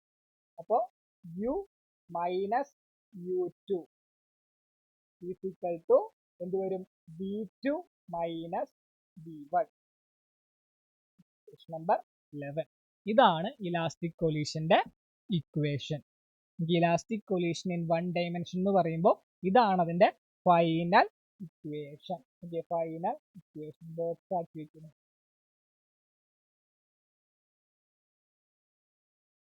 ഇതാണ് ഫൈനൽ ഇക്വേഷൻ. ഓക്കെ, 11 സ്റ്റെപ്പ് ഉണ്ട്. ഇത് വായിച്ചു പഠിക്കാം. നമുക്ക് വായിച്ചു പഠിച്ചു കഴിഞ്ഞാൽ പെട്ടെന്ന് തലയിൽ കയറുന്ന ഒരു ഡെറിവേഷനാണ്. ഒരൊറ്റ തവണ വായിച്ചു പഠിച്ചു കഴിഞ്ഞാൽ ഇങ്ങനെ വന്നേ നമുക്ക് മനസ്സിലാവും. ഓഫ് കോഴ്സ് നമുക്ക് മനസ്സിലാവും. പക്ഷെ വായിച്ച് പഠിച്ചാലും നമ്മളത് ഒരു വട്ടം വായിച്ച് പഠിച്ചിട്ട് നമ്മൾ സ്വന്തമായിട്ടൊന്ന് കാണാതെ എഴുതി നോക്കി കിട്ടില്ല. എവിടെങ്കിലൊക്കെ എന്തെങ്കിലുമൊക്കെ മറന്നിട്ടുണ്ടാവും. അല്ലാന്നുണ്ടെങ്കിൽ നിങ്ങൾ ഒരു 10-20 വട്ടെങ്കിലും എഴുതി പഠിച്ചിട്ടുണ്ടാവണം. അപ്പൊ നിങ്ങൾക്ക് ഏത് ഉറക്കത്തിൽ ചോദിച്ചാലും കിട്ടും. അല്ലാന്നുണ്ടെങ്കിൽ ഒരുപാട് തവണ ഇതിന് വേണ്ടി മാത്രം സ്പെൻഡ് ചെയ്യേണ്ടി വരും. കുറെ തവണ പഠിച്ച് അങ്ങനെ മനസ്സിൽ ഉറച്ചിട്ടുണ്ടാവണം. അങ്ങനെ എന്തായാലും ഉറപ്പിക്കാനുള്ള സമയം നിങ്ങൾക്കില്ല. അപ്പൊ നിങ്ങൾ എന്ത് ചെയ്യാം? ഒരു തവണ വായിച്ച് പഠിക്കുക, ഒരു തവണ കാണാതെ എഴുതി നോക്കുക. ഏതെങ്കിലും ഒരു സ്റ്റെപ്പിൽ വെച്ച് നിങ്ങളത് സ്റ്റോപ്പ് ആവും. ഏതെങ്കിലും ഒരു സ്റ്റെപ്പിൽ വെച്ച് നിങ്ങൾക്കത് എഴുതാൻ കിട്ടുന്നത് അയ്യോ അടുത്ത സ്റ്റെപ്പ് എന്താ എന്നുള്ളത് നിങ്ങൾക്ക് സ്വാഭാവികമായിട്ടും ഡൗട്ട് വരും. അപ്പൊ നിങ്ങൾ എന്ത് ചെയ്യുക? ഒരു വട്ടം കൂടെ നോക്കി വായിച്ച് നോക്കി എഴുതി കാണാതെ തന്നെ എഴുതി പഠിക്കാം. ഓക്കെ, അങ്ങനെ എഴുതി പഠിച്ച് നമുക്കിത് ആൻസർ ചെയ്യാൻ പറ്റും. അല്ലാതെ ഒരിക്കലും നമുക്കിത് ആൻസർ ചെയ്യാൻ പറ്റില്ല. ഇപ്പൊ എക്സാമിന് ചോദ്യങ്ങൾ വരുമ്പോൾ ബുദ്ധിമുട്ട് തോന്നുന്നവർ, ഇപ്പോ elastic collision in one dimension എന്ന് പറയുന്നത്, ഇലാസ്റ്റിക് കൊല്യൂഷന്റെ ഡെറിവേഷൻ വേറെ ഏത് തരത്തിൽ വേണമെങ്കിലും ക്വസ്റ്റ്യൻ പേപ്പറിൽ ചോദിച്ചോട്ടെ, ഏത് തരത്തിൽ വേണമെങ്കിലും ചോദിച്ചിട്ട് elastic collision in one dimension ആ ക്വസ്റ്റ്യൻ എവിടെങ്കിലും കണ്ടിട്ടുണ്ടെങ്കിൽ ഈ ഡെറിവേഷൻ അതിന് ഉത്തരം. കാരണം വേറെ ഒന്നും നിങ്ങൾ പഠിച്ചിട്ടില്ല, ഇതാണ് അതിന്റെ ഉത്തരം. ചോദ്യം വലുതായിട്ട് നീട്ടി വലിച്ച് വേറെ എന്തൊക്കെയോ ചോദിച്ചിട്ടുണ്ടാവും. അപ്പൊ നിങ്ങൾ ക്വസ്റ്റ്യൻ പേപ്പർ ഇങ്ങനെ ഒരു ക്വസ്റ്റ്യൻ ജീവിതത്തിൽ കണ്ടിട്ടില്ലല്ലോ, സ്വാഭാവികമായിട്ടും ചിന്തിക്കും. പക്ഷെ അങ്ങനെയല്ല, അതിലെപ്പെട്ടെങ്കിലും elastic collision in one dimension കണ്ടോ, ഇതാണ് അതിന്റെ ഉത്തരം. അപ്പൊ ചോദ്യം അങ്ങനെയാണ്, ചോദ്യം അങ്ങനെയായിരിക്കും വരിക നിങ്ങൾക്ക് നിങ്ങളെ സംശയിപ്പിക്കുന്ന രീതിയിൽ. അതായത് നിങ്ങൾ അത്രയും കൺസെപ്റ്റ് മനസ്സിലാക്കിയിട്ടുണ്ടെങ്കിൽ ചോദ്യം ഒറ്റ നോട്ടത്തിൽ വായിച്ചു കഴിയുമ്പോൾ നിങ്ങൾക്ക് ഉത്തരം എഴുതാൻ പറ്റും, അല്ലാതെ നിങ്ങൾക്ക് ആൻസർ ചെയ്യാൻ പറ്റില്ല. അപ്പൊ അങ്ങനെ പറ്റുന്നവരുണ്ടെങ്കിൽ വളരെ നല്ല കാര്യം. പറ്റാത്തവർ എന്ത് ചെയ്യണം? ചോദ്യത്തിൽ എവിടെയെങ്കിലും ഇലാസ്റ്റിക് കൊല്യൂഷൻ വൺ ഡയമെൻഷൻ ഉണ്ടോ, ഡെറിവേഷൻ ആണോ ചോദിച്ചിരിക്കുന്നത്, 4 മാർക്കിന്റെ ചോദ്യമാണോ ചോദിച്ചിരിക്കുന്നത്, ഇതാണ് അതിന്റെ ഉത്തരം. വേറെ ഒരു ഉത്തരം നിങ്ങൾ പഠിച്ചിട്ടില്ല, വേറെ ഒന്നും പഠിച്ചിട്ടില്ല. അപ്പൊ ഇതാണ് അതിന്റെ ഉത്തരം. ഇത് തന്നെ അങ്ങോട്ട് എഴുതി വെച്ചു. ഓക്കെ, യെസ്, എഴുതി കഴിഞ്ഞല്ലോ. ഞാൻ എല്ലാ പേജസും ഒന്നുകൂടെ കാണിച്ചു തരാം. ഫസ്റ്റ് പേജ് ഇതായിരുന്നു. എഴുതിയെടുക്കാത്തവരുണ്ടെങ്കിൽ എഴുതിയെടുക്കുക, പെട്ടെന്ന് ഏതെങ്കിലും കാര്യങ്ങളൊക്കെ എഴുതിയെടുക്കാത്തുണ്ടെങ്കിൽ എഴുതിയെടുക്കുക. ദെൻ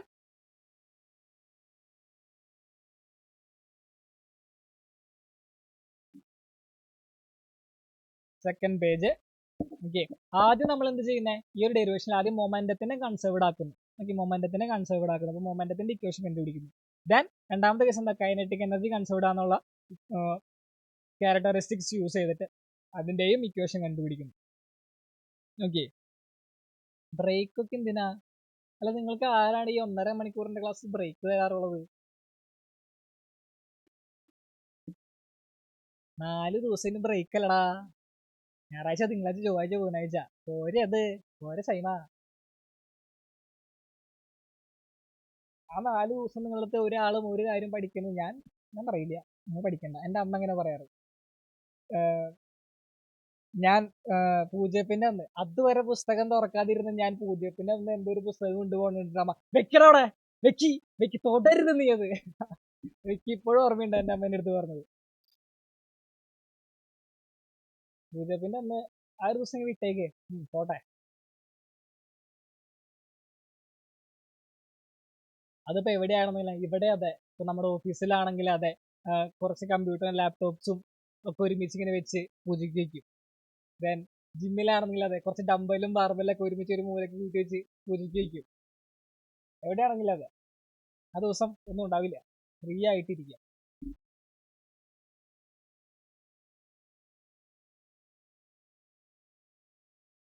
യെസ്, ദെൻ സ്റ്റെപ്സ് എഴുതി കഴിയാത്തവരുണ്ടെങ്കിൽ എഴുതിയെടുക്കുക.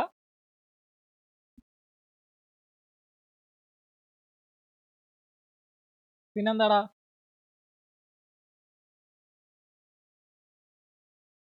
ജോയലെ ഇതൊക്കെ പറ്റും.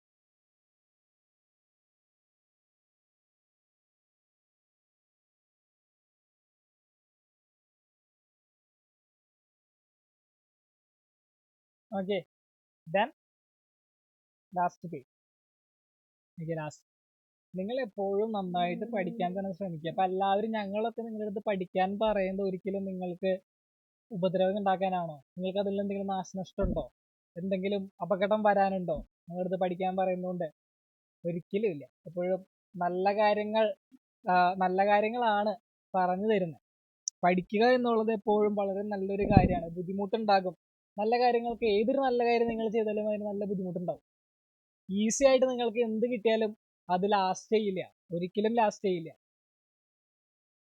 പഠനകാര്യം എന്ന് പറയുമ്പോൾ ആക്ച്വലി നിങ്ങളൊരു ജോലിക്ക് പോവാണെന്ന് വിചാരിക്കുക.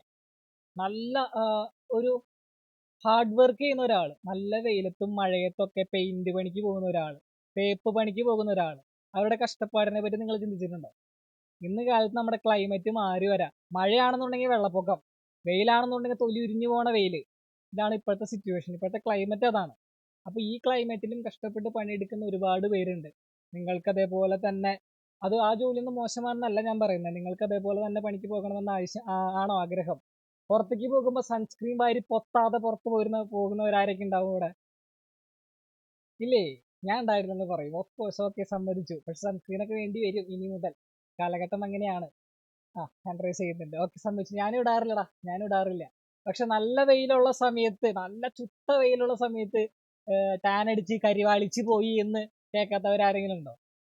അല്ലെന്നുണ്ടെങ്കിൽ വെയിലത്തുനിന്ന് പുറത്തിറങ്ങാത്തവരായിരിക്കണം. ഞാൻ പറഞ്ഞിട്ടുണ്ട്, ഞാൻ അപ്പോളോയില് ഒരു തവണ വർക്ക് ചെയ്തായിരുന്നു. അപ്പൊ കുറച്ച് മാസം വർക്ക് ചെയ്ത് ഈ ഹാൻഡ് റൈസുകളൊക്കെ വരുന്നുണ്ട്. കുറച്ച് മാസം വർക്ക് ചെയ്തായിരുന്നപ്പോൾ അവിടെ നന്നായിട്ട് ടയറിന്റെ സെക്ഷനിൽ വർക്ക് ചെയ്ത കുറെ പേരുണ്ട്. അവിടെ കുറെ വർക്കേഴ്സ് ഉണ്ട്. 3000 വർക്കേഴ്സ് ഉണ്ട് ആ ഒരു കമ്പനിയിൽ. അവിടെ പകുതി അല്ല, 2800ഓളം പേരും വർക്ക് ചെയ്യണത് എങ്ങനെയാന്ന് വെച്ച് കഴിഞ്ഞിട്ടുണ്ടെങ്കിൽ ട്രാക്ടറിന്റെ ടയർ ബാക്ക് ടയർ ഒക്കെ എന്തോരുണ്ടെന്ന് നിങ്ങൾക്ക് ഊഹിക്കാം. ത്രെഡ് ടയർ എന്ന് പറയും. വളരെ വലിയ ടയറാ.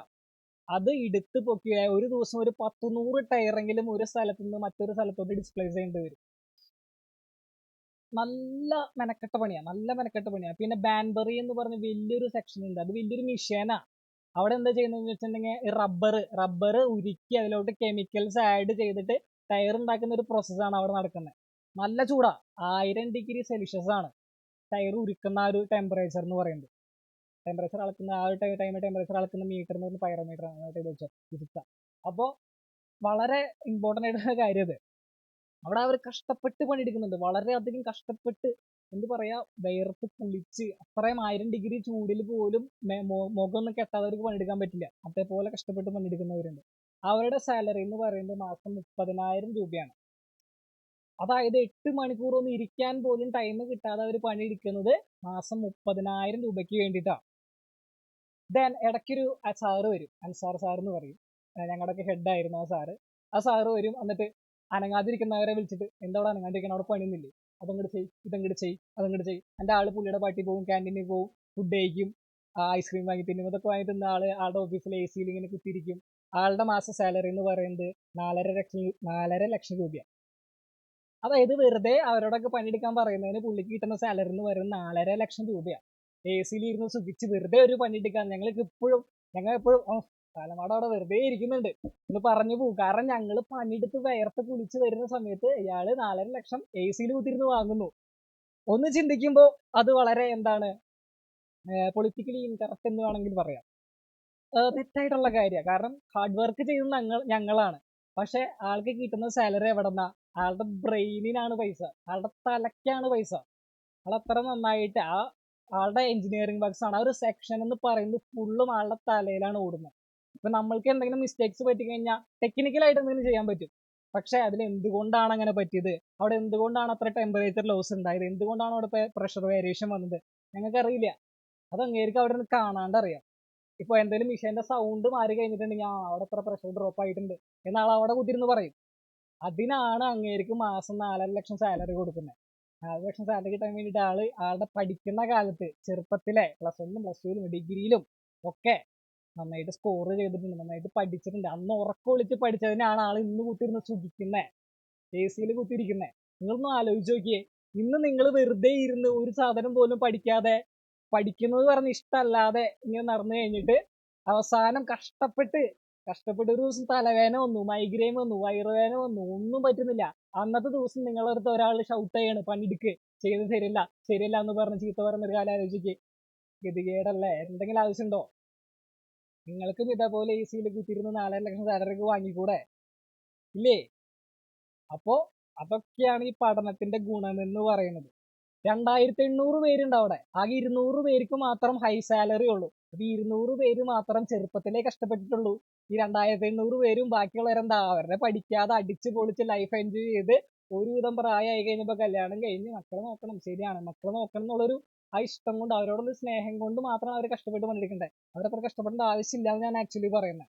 അവർക്കും ഇതേപോലെ ലൈഫ് എൻജോയ് ചെയ്യാം. നിങ്ങൾ ചിന്തിക്കും കുറച്ച് നാൾ കഴിയുമ്പോൾ നിങ്ങൾക്ക് ഇപ്പോൾ എഴുന്നേക്കാനും ഇരിക്കാനും ഒക്കെ പറ്റുന്നുണ്ട്. കുറച്ച് നാൾ കഴിയുമ്പോൾ നിങ്ങൾക്ക് എഴുന്നേക്കാനും വളയാനൊന്നും പറ്റില്ല. നടുവേദന, കൈവേദന, ആ വേദന, ഈ വേദന എന്നൊക്കെ പറഞ്ഞ ഓരോ വേദന വരും. ഈ വേദനകളും വെച്ചും പണിയെടുക്കേണ്ട അവസ്ഥ ഒന്ന് ആലോചിച്ച് നോക്കിയേ. ഒരാവശ്യമില്ല. ഇന്ന് പഠിച്ചു കഴിഞ്ഞിട്ടുണ്ടെങ്കിൽ ഒരു പഴഞ്ചൊല്ല് പറയും, എന്താണ്, സമ്പത്ത് കാലത്ത് തൈ 10 വെച്ചാൽ ആപത്ത് കാലത്ത് കാ 10 തിന്നാവുന്ന ഒരു പഴഞ്ചൊല്ലുണ്ട്. അതേപോലെ തന്നെ നിങ്ങളുടെ നല്ല കാലത്ത് നല്ലവണ്ണം പഠിച്ചു കഴിഞ്ഞിട്ടുണ്ടെങ്കിൽ ആപത്ത് കാലത്ത് നിങ്ങൾക്ക് സുഖിച്ചിരിക്കാം. അത്ര എനിക്ക് പറയാനുള്ളൂ. സിമ്പിളായിട്ട്, വളരെ സിമ്പിളായിട്ട്. ഇത്ര നേരം ഞാൻ പറഞ്ഞു അതിന്റെ പൊരുളതാ. ഓക്കെ, അപ്പോൾ നന്നായിട്ട് പഠിക്കാൻ ശ്രമിക്കുക. പഠിക്കുന്നതുകൊണ്ട് എപ്പോഴും നിങ്ങൾക്ക് ഉപകാരമേ ഉള്ളൂ. ഒരിക്കലും ഒരു നഷ്ടവും ഉണ്ടാകുന്നില്ല ഒരാൾക്ക്. യെസ്. അപ്പോൾ രണ്ടാമത്തെ എന്താണ്, ഡെറിവേഷൻ ആണ്. വളരെ സിമ്പിൾ ആയിട്ടുള്ള ഡെറിവേഷൻ ആണ്. പ്രത്യേകിച്ച് ഒന്നുമില്ല. ചിത്രം കാണുമ്പോൾ വളരെ വലുതായിട്ട് തോന്നും. മറ്റേതിന്റെ അത്ര സ്റ്റെപ്സ് ഒന്നുമില്ല. 4 സ്റ്റെപ്പിൽ കാര്യം കഴിയും. പക്ഷെ ഈ ചിത്രം മനസ്സിലാക്കുക എന്നുള്ളതാണ് വളരെ ഇമ്പോർട്ടൻ്റ് ആയിട്ടുള്ള കാര്യം. ഓക്കെ, വളരെ ഇമ്പോർട്ടൻ്റ് ആയിട്ടുള്ള കാര്യം. ഇവിടെ 2 മാസ് കൊടുത്തിട്ടുണ്ട് അല്ലെ. ഫസ്റ്റ് മാസ് M1 എന്ന് പറയുന്ന മാസ്, സെക്കൻഡ് മാസ് M2 എന്ന് പറയുന്ന മാസ്. തൊട്ട് മുന്നേ നമ്മൾ ഒരു മാസം വന്ന് മറ്റൊരു മാസം ഇങ്ങനെയാണ് വന്ന് കൊളൈഡ് ചെയ്തത്. ദെൻ തെറിച്ചു പോയി. അതേപോലെ സ്ട്രെയിറ്റ് ലൈൻ തന്നെയാണ് തെറിച്ചു പോയത്. പക്ഷെ ഇവിടെ അങ്ങനെയല്ല പോകുന്നത്.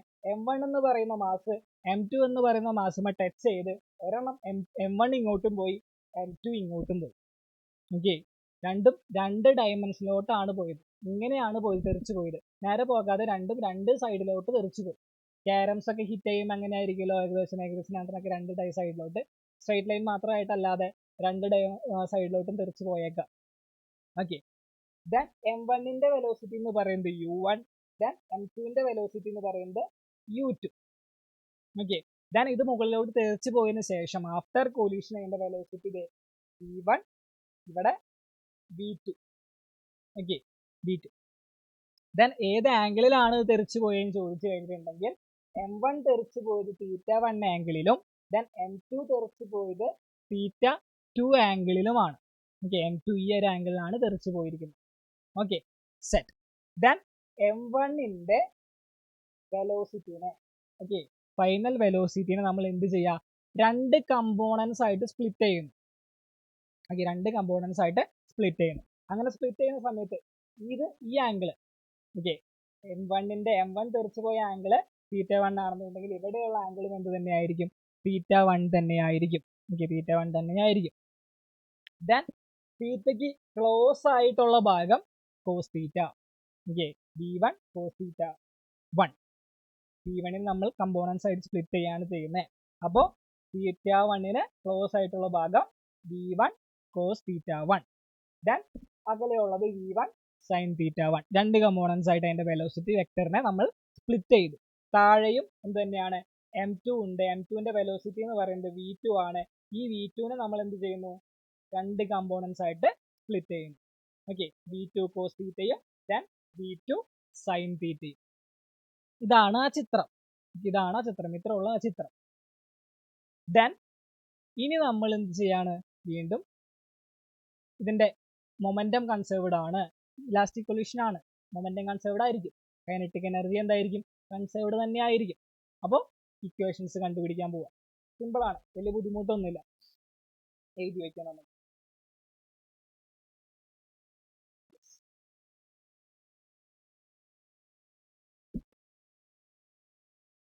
conservation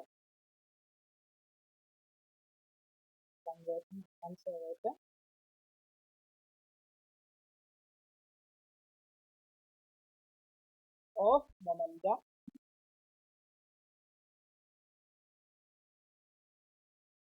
parallel to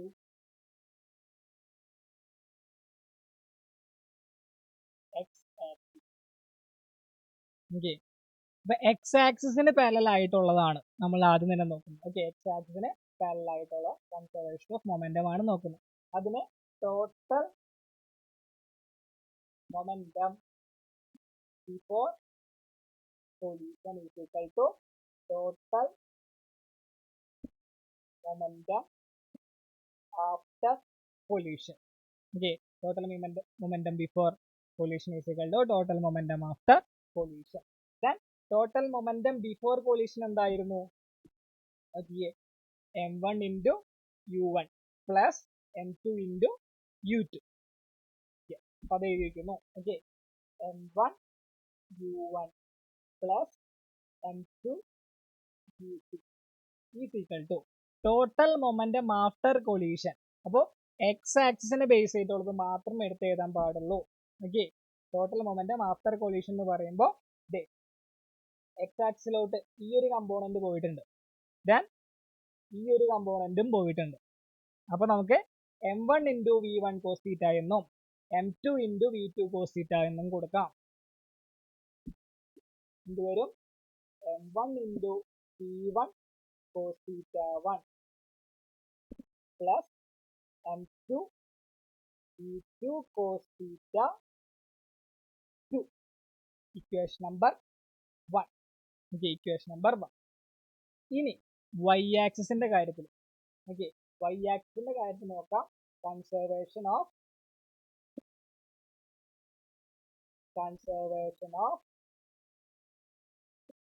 momentum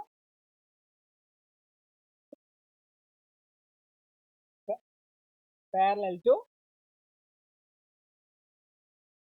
y axis. Okay, y axis. Then y axisൽ എന്തെങ്കിലും ടോട്ടൽ മൊമെന്റം ബിഫോർ കൊളിഷൻ ഉണ്ടോ? നോക്കിയേ, y ആക്സിൽ വല്ല കമ്പോണന്റ് ഉണ്ടോ? ഇവിടെ ബിഫോർ കൊളിഷനിൽ y ആക്സിൽ വല്ല കമ്പോണന്റ് ഉണ്ടോ? ഇല്ല. ഇവിടെയൊക്കെ എന്താണ്, എക്സ് ആക്സിൽ മാത്രം പോയിട്ടുള്ളൂ. ഈ ഒരു ഭാഗത്തോട്ട് ഒന്നും പോയിട്ടില്ല. ഓക്കെ, y ആക്സിൽ ഒന്നും പോയിട്ടില്ല. അപ്പോൾ y ആക്സിൽ ടോട്ടൽ മൊമെന്റം ബിഫോർ കൊളിഷൻ എന്ന് പറയുന്നത് എന്തായിരിക്കും? 0 ആയിരിക്കും. Then total momentum after collision ഉണ്ട് അല്ലെ, സൈൻ തീറ്റ ഉണ്ട്. അവിടെ ഒരു കമ്പോണന്റ് ഉണ്ട്. ഇവിടെ സൈൻ തീറ്റ മുകളിലോട്ട് കമ്പോണന്റ് പോയിട്ടുണ്ട്, ദെൻ സൈൻ തീറ്റ 2ഉം പോയിട്ടുണ്ട്, സൈൻ തീറ്റ 1ഉം പോയിട്ടുണ്ട്, സൈൻ തീറ്റ 2ഉം പോയിട്ടുണ്ട്. അപ്പോൾ ആ രണ്ട് കമ്പോണൻസ് നമുക്ക് എടുക്കാം. എന്തുവരും? m1 v1 sin θ1 plus m2 v2 sin θ2. Then നമുക്ക് എന്ത് ചെയ്യാം? ഒരെണ്ണത്തിന് അപ്പുറത്തോട്ട് കൊണ്ടുവരാം. എന്താകും? m1 v1 sin θ1 is equal to എന്തുവരും? m2 v2 sin θ2. Okay, yes, കഴിഞ്ഞു. ഓക്കെ, കഴിഞ്ഞു. ഇത്രേ ഉള്ളൂ മൊമെന്റം കൺസർവ്ഡിന്റെ ആ ഒരു ഇക്വേഷൻ. ഓക്കെ, ദെൻ നമുക്കിനി കൈനറ്റിക് എനർജി നോക്കാം. എടാ, മൊമെന്റം എന്ന് പറഞ്ഞാൽ എന്ത് ക്വാണ്ടിറ്റിയാ? സ്കെയിലാർ ആണോ വെക്റ്റർ ആണോ? സ്കെയിലാർ ആണോ വെക്റ്റർ ആണോ? പറഞ്ഞേ. യെസ്, വെക്റ്റർ ആണ് അല്ലെ, വെക്റ്റർ ക്വാണ്ടിറ്റി ആണ്. ഓഫ് കോഴ്സ് മൊമെന്റം എന്ന് പറയുന്നത് വെക്റ്റർ ക്വാണ്ടിറ്റി ആണ്. എങ്കിൽ കൈനറ്റിക് എനർജി എന്ത് ക്വാണ്ടിറ്റിയാ? കൈനറ്റിക് എനർജി എന്ത് ക്വാണ്ടിറ്റിയാ? പറഞ്ഞ എല്ലാവരും.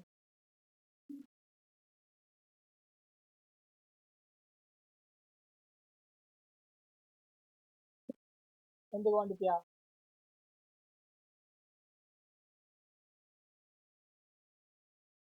ആ, സ്കെയിലാർ ക്വാണ്ടിറ്റി ആണ്. ആരുടെ പറഞ്ഞത്? ആൽവിനെ. വെക്റ്റർ ആണ്, സ്കെയിലാർ ക്വാണ്ടിറ്റി ആണ്.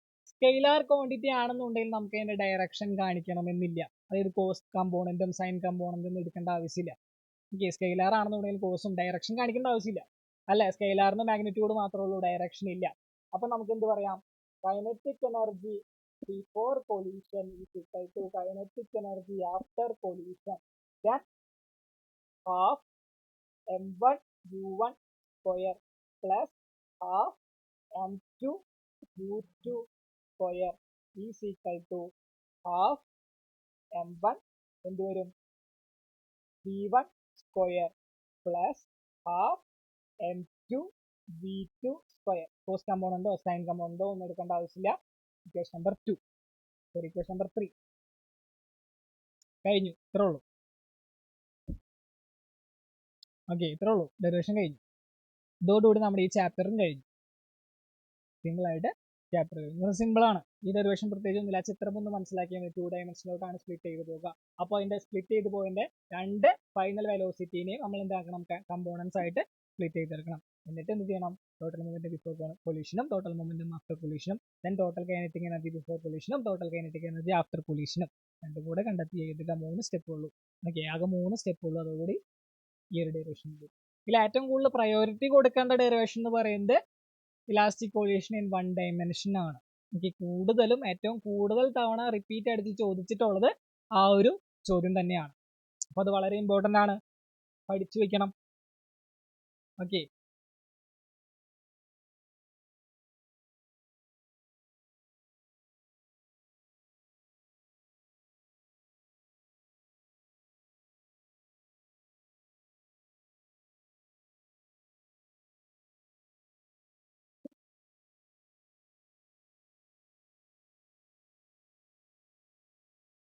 ഇന്നാണോ ചാപ്റ്റർ ടെസ്റ്റ് എന്നോ?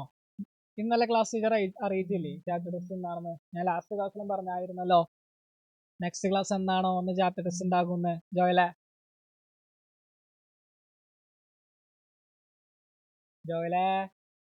ആ ഓക്കെ, എല്ലാവരും എഴുതി കഴിഞ്ഞല്ലോ, സെറ്റ് അല്ലേ? ഇതോടുകൂടി നമ്മുടെ ചാപ്റ്റർ കഴിഞ്ഞു. ഇനി നമുക്കുള്ള നമ്മുടെ 6th ചാപ്റ്റർ ആണ്. ഓക്കെ, 6th ചാപ്റ്റർ ആണ്. 6th ചാപ്റ്റർ എന്ന് പറയുന്നത് നമ്മൾ ഇത്ര നാളും പഠിച്ചായിരുന്നത് ഒരൊറ്റ മാസ്, ഒരൊറ്റ ഡയറക്ഷൻ എങ്ങനെയായിരുന്നു. ഇപ്പൊ നമ്മൾ പഠിക്കാൻ പോകുന്നത് ഒരു സിസ്റ്റം ഓഫ് പാർട്ടിക്കിൾസ് എന്നാണ്. ഇപ്പോ ഈ ഒരു സംഭവം ഉണ്ടാക്കിയിരിക്കുന്നത് ഏതൊരു ഒബ്ജക്റ്റ് ആയിക്കോട്ടെ, ആ ഒരു ഒബ്ജക്റ്റ് ഉണ്ടായിരിക്കുന്നത് ഒരു സിസ്റ്റം ഓഫ് പാർട്ടിക്കിൾസ് ഉപയോഗിച്ചിട്ടാണ്. കുറെ പാർട്ടിക്കിൾസ് ഉണ്ട് അല്ലെ, ഒരുപാട് പാർട്ടിക്കിൾസ് ഉപയോഗിച്ചിട്ടാണ് ഈ ഒരു ഒബ്ജക്റ്റ് ഉണ്ടാക്കിയിരിക്കുന്നത്. ഇതുവരെ നമ്മൾ ഒറ്റൊരു മാസിനെ പറ്റി പഠിച്ചെന്നുണ്ടെങ്കിൽ, മോഷൻ സ്ട്രേറ്റ് ലൈൻ ആയാലും ലോസ് ഓഫ് മോഷനിലായാലും, ലോസ് ഓഫ് മോഷനിലൊക്കെ ഒരൊറ്റ മാസിനെ പറ്റി, ഒറ്റ പാർട്ടിക്കിളിനെ പറ്റി പഠിച്ചത്. ഇവിടെ നമ്മൾ പഠിക്കാൻ പോകുന്ന ഒരു സിസ്റ്റം ഓഫ് പാർട്ടിക്കിൾസിനെ പറ്റിയാണ്. വെറുതെ പഠിക്കല്ല, ഈ സിസ്റ്റം ഓഫ് പാർട്ടിക്കിളിനെ നമ്മൾ എന്ത് ചെയ്യും, കറക്കും, റൊട്ടേറ്റ് ചെയ്യിപ്പിക്കും. ഇതിനെയാണ് എന്ത് പറയുന്നത്, rotational motion. System of particles and rotational motion. അതാണ് 6th ചാപ്റ്ററിന്റെ ഒരു ഇൻട്രൊഡക്ഷൻ എന്ന് പറയുന്നത്. ഓക്കെ, സിമ്പിൾ ആണ്. നമുക്ക് നെക്സ്റ്റ് ക്ലാസ്സോടുകൂടി ഈ ചാപ്റ്ററും തീർക്കാം. ചെറിയൊരു ചാപ്റ്റർ ആണ്. ഓക്കെ, കഴിഞ്ഞതിന് മുന്നത്തെ വർഷം വരെ ഈ ചാപ്റ്ററിൽ നിന്ന് 3 മാർക്കിനുള്ള ചോദ്യങ്ങളായിരുന്നു വന്നതെന്നുണ്ടെങ്കിൽ, കഴിഞ്ഞ വർഷം ഈ ചാപ്റ്ററിൽ നിന്ന് 6 മാർക്കിന്റെ ചോദ്യങ്ങളാണ് വന്നത്. ഓക്കെ, അപ്പൊ ഈ ചാപ്റ്ററിന്റെ ഇമ്പോർട്ടൻസ് കൂടി വരുന്നു.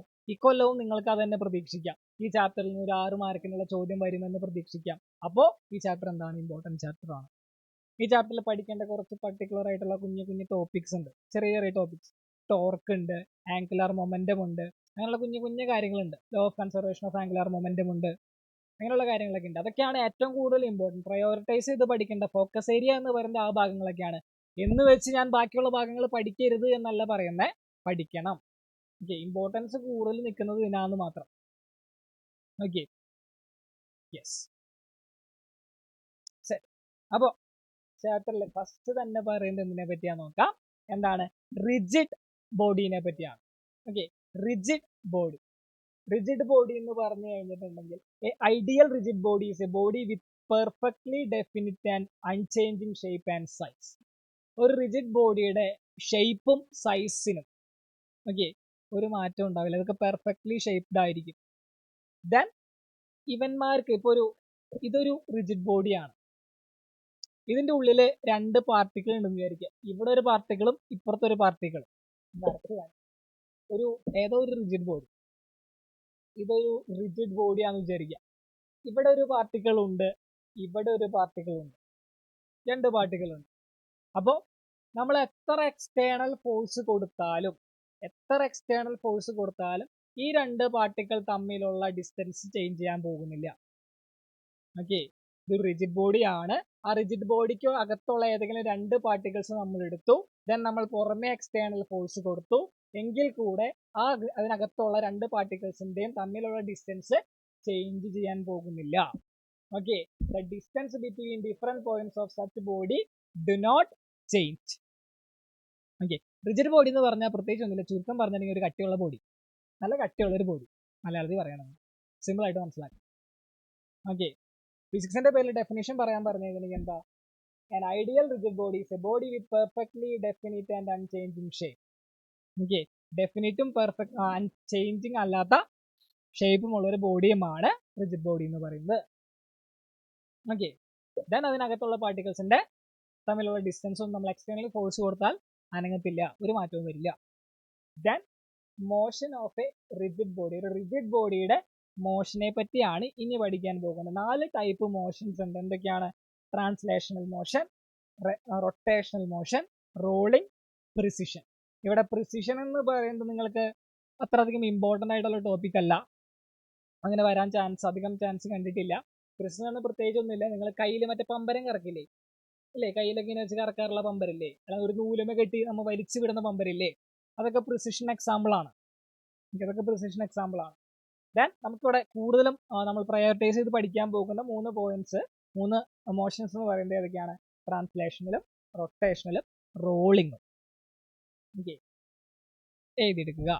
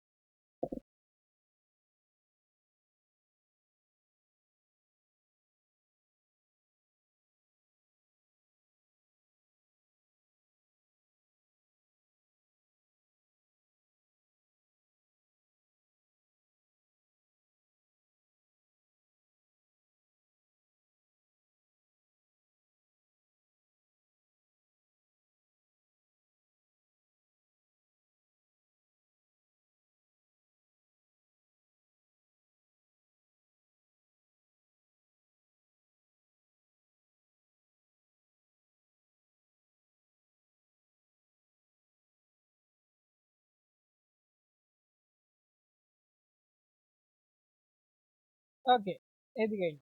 സെറ്റ്. നമുക്കിനി ഓരോന്നായിട്ട് എന്താന്ന് നോക്കാം. പ്രത്യേകിച്ച് ഒന്നുമില്ല. Pure translational motion.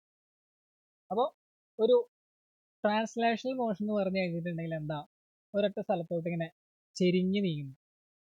ഓക്കെ, ഒരു ബോഡി, ഞാനൊരു ബോക്സ് എക്സാമ്പിൾ ആയിട്ട് കൊടുത്തിരിക്കുകയാണ്. ഒരു ബോക്സ്, ഈ ബോക്സ് എന്ന് പറയുന്നത് ഒരു ഇൻക്ലൈൻഡ് പ്ലെയിനിലാണ് വെച്ചിരിക്കുന്നത്. ഓക്കെ, ഒരു ഇൻക്ലൈൻഡ് പ്ലെയിനിലാണ് വെച്ചിരിക്കുന്നത്.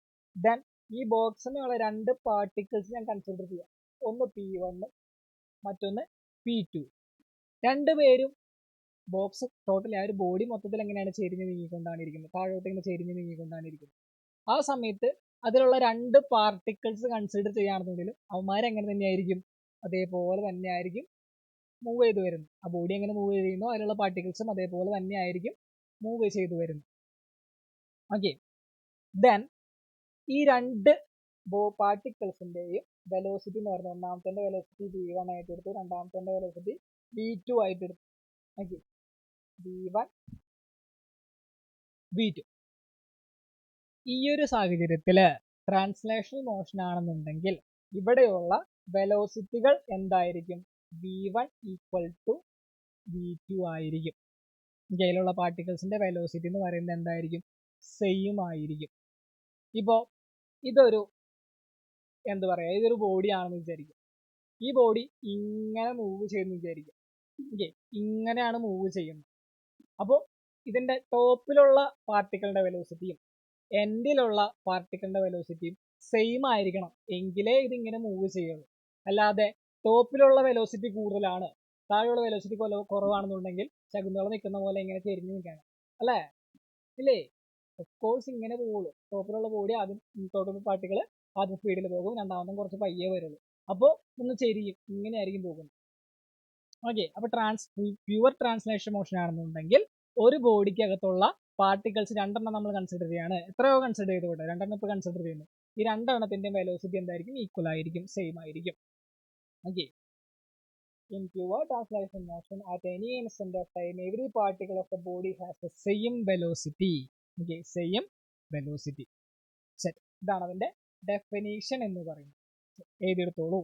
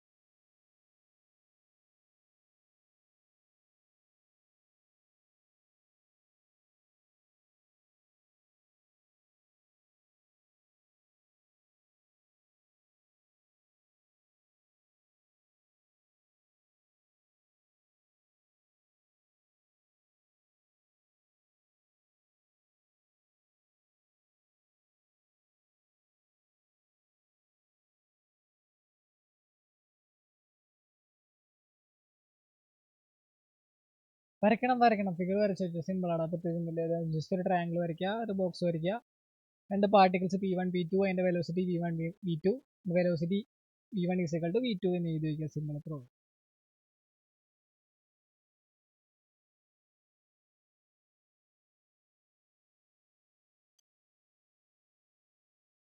കഴിഞ്ഞു ഇല്ലേ? Then pure rotational motion. Okay, pure rotational motion. Rotational motion എന്ന് പറഞ്ഞാൽ എന്താ? നമ്മുടെ ഫാനും ദെൻ മൺകുടം ഒക്കെ ഉണ്ടാക്കുന്നത് എന്താണ്? റൊട്ടേഷണൽ മോഷൻ ആണ്. ഓക്കെ, റൊട്ടേഷണൽ മോഷൻ ആണ്. അപ്പോൾ ഇവിടെ നിങ്ങൾ അറിഞ്ഞിരിക്കേണ്ട ഒരു പ്രധാനപ്പെട്ട കാര്യം എന്ന് പറയാനായിട്ട്, റൊട്ടേഷണൽ മോഷനിൽ അപ്പൊ നമ്മൾ ഒരുപാട് ടേംസ് നമ്മുടെ ലീനിയർ ആയിട്ടുള്ള കാര്യങ്ങൾ പഠിച്ചിട്ടുണ്ട് അല്ലെ? ഡിസ്പ്ലേസ്മെന്റ്, വെലോസിറ്റി, ആക്സിലറേഷൻ ഇല്ലേ? ഒരുപാട് ടേംസ് പഠിച്ചിട്ടുണ്ട്. ഇതൊക്കെ റൊട്ടേഷനിലോട്ട് കിടക്കുമ്പോൾ എന്തായിട്ട് മാറും?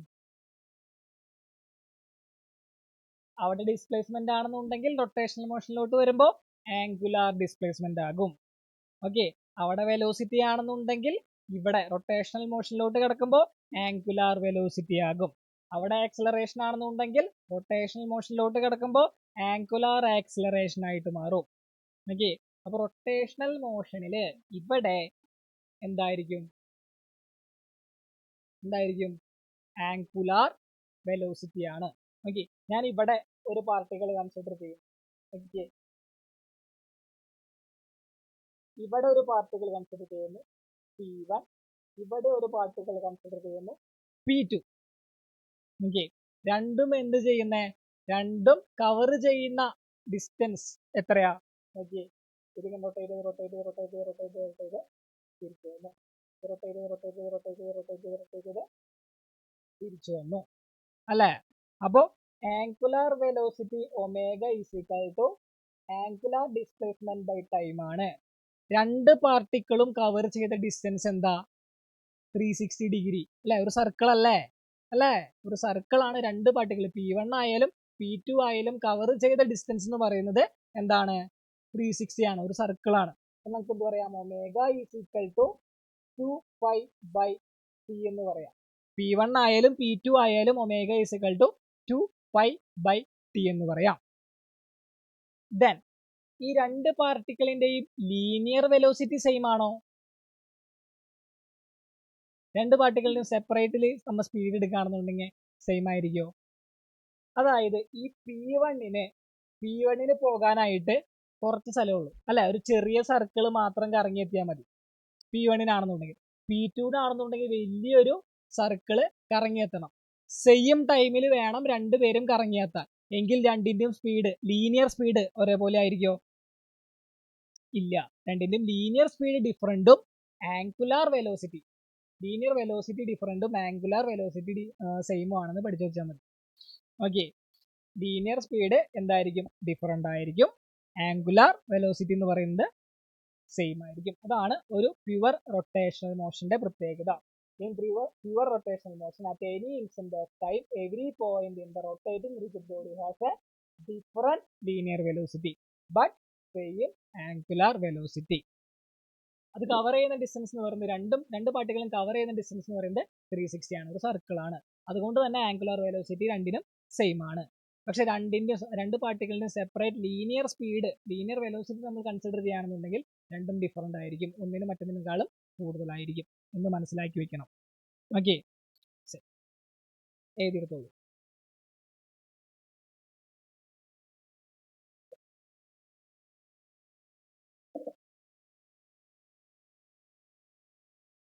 ചാരുദത്ത്, കെൻസ, ആഗ്നസ്, ബിബിൻ, ശ്രീരാജ്, അൽ ഷാഫിദ്, ഇത്രയും പേര് ഹാൻഡ് റൈസ് ചെയ്ത് വെയിറ്റ് ചെയ്തോളൂ കേട്ടോ. ക്ലാസ് എപ്പോഴാണ് കഴിയുമ്പോൾ അപ്പോൾ.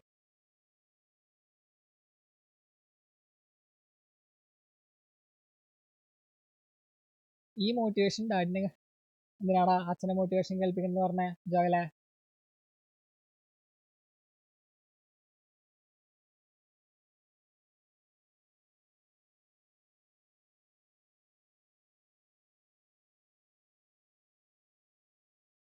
ഞാനങ്ങനെ എല്ലാവരും ഒന്നും മോട്ടിവേറ്റ് ചെയ്യാറൊന്നുമില്ല. പിന്നെ 90+ ഇസ് എ ഫാമിലി എന്നാണ് ഞങ്ങൾ പറയാറ്. 90+ എല്ലാ കുട്ടികളും ഞങ്ങളുടെ ഫാമിലിയാണ്. നമ്മുടെ ഫാമിലിക്കാരെ എപ്പോഴും നമ്മൾ മോട്ടിവേറ്റ് ചെയ്യില്ലേ? ഒരാൾ വീട്ടിൽ തളർന്നിരിക്കുകയാണെന്നുണ്ടെങ്കിൽ ഇല്ലേ? പുറമെ ഏതൊരു വ്യക്തി ആയാലും നമ്മൾക്ക് അവരെ എന്തു പറയാം, നമ്മുടെ വീട്ടിൽ ഉള്ള ഒരാൾക്ക് ആയിരിക്കും ഒഫ്കോഴ്സ് എപ്പോഴും പ്രയോറിറ്റി കൂടുതൽ. പുറമുള്ള ഒരാൾക്ക് അതിനേക്കാളും പ്രയോറിറ്റി കൊടുക്കാം, പക്ഷെ എപ്പോഴും അതിനേക്കാളും കുറച്ച് താഴെ ആയിരിക്കും. അതുകൊണ്ട് തന്നെ എപ്പോഴും ഞങ്ങളുടെ 90+ ടീമിനോട് അതിന്റെ ഹെഡുമാരൊക്കെ പറയാറുള്ളത് എന്താ, നമ്മളെല്ലാവരും എന്താണ് ഒരു ഫാമിലി ആയിട്ട് കണക്കാക്കുന്നത്. 90% കുട്ടികളൊക്കെ നമ്മുടെ ഫാമിലിയാണ്.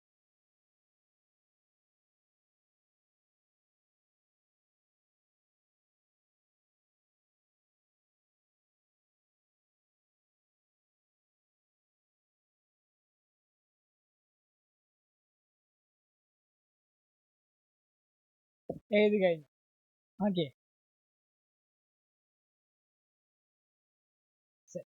ദെൻ റോളിംഗ് മോഷൻ എന്ന് പറയുമ്പോൾ അവിടെ ട്രാൻസ്ലേഷണൽ മോഷനും ഉണ്ട്, റൊട്ടേഷണൽ മോഷനും ഉണ്ട്. അതായത് ഇത് കറങ്ങുന്നുമുണ്ട്, ദെൻ ആ പൊസിഷനിൽ നിന്ന് നീങ്ങുന്നുമുണ്ട്. അല്ലെ, ഒരു വസ്തു റോള് ചെയ്ത് വരികയാണെന്നുണ്ടെങ്കിൽ അത് സ്വയം റൊട്ടേഷണൽ മോഷനിലുമാണ്. ദെൻ ആ സ്ഥലത്ത് നിന്ന് റോൾ ചെയ്ത് വേറെ സ്ഥലത്തോട്ട് ട്രാൻസ്ലേറ്റും ചെയ്യുന്നുണ്ട്. അല്ലേ? അപ്പോൾ അവിടെ രണ്ട് മോഷനും മിക്സഡ് ആണ് റോളിംഗ് മോഷൻ എന്ന് പറയുമ്പോൾ. അത്രേ ഉള്ളൂ. It is A combination of translational and rotational motion. Okay, rolling motion എന്ന് പറയുന്നത് it is A combination of translational and rotational motion. ഒരു 4 പാർട്ടിക്കിൾ നമ്മൾ എടുക്കുകയാണ്. ഓക്കെ, ഒരു ട്രാൻസ്ലേഷൻ മോഷനുള്ള ഒരു ബോഡിയുടെ റോളിംഗ് മോഷനുള്ള ഒരു ബോഡിയുടെ 4 പാർട്ടിക്കിൾസ് എടുക്കുകയാണ്. P1, P2, P3, P4. എല്ലാത്തിൻ്റെയും വെലോസിറ്റി എന്ന് പറയുന്നത് എന്തായിരിക്കും? ഡിഫറെൻ്റ് ആയിരിക്കും. എല്ലാത്തിൻ്റെ വെലോസിറ്റി ഡിഫറെൻ്റ് ആയിരിക്കും. ദെൻ ഈ കോണ്ടാക്റ്റിലിരിക്കുന്ന ഏതോ ഒരു പോയിന്റ് എന്ത് ചെയ്യാം, ആ സർഫസ് ആയിട്ട് കോണ്ടാക്റ്റിലിരിക്കും. ആ കോണ്ടാക്റ്റിലിരിക്കുന്ന ആ ഒരു വസ്തുവിൻ്റെ ഒക്കെ ആ ഒരു പാർട്ടിക്കിളിന്റെ വെലോസിറ്റി എന്ന് പറയുന്നത് 0 ആയിരിക്കും. ഓക്കെ, 0 ആയിരിക്കും. 1 വേയുടെ ഒക്കെ ആയിട്ട് ചോദിക്കാൻ സാധ്യതയുള്ള ചോദ്യം. ജസ്റ്റ് വായിച്ചിരുന്നാൽ മതി.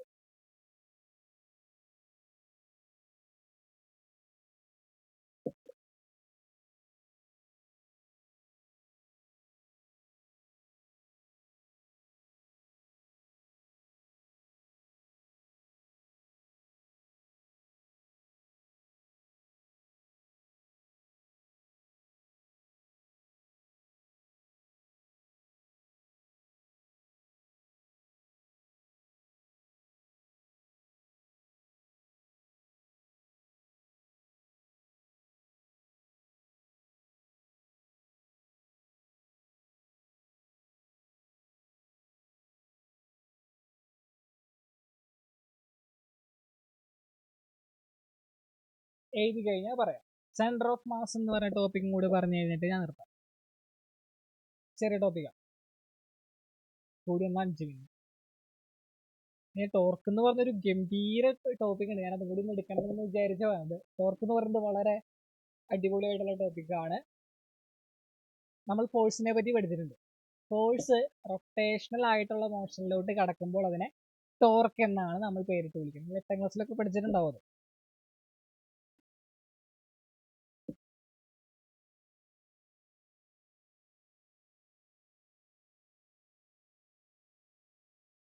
എഴുതി കഴിഞ്ഞാൽ പറയാം കേട്ടോ.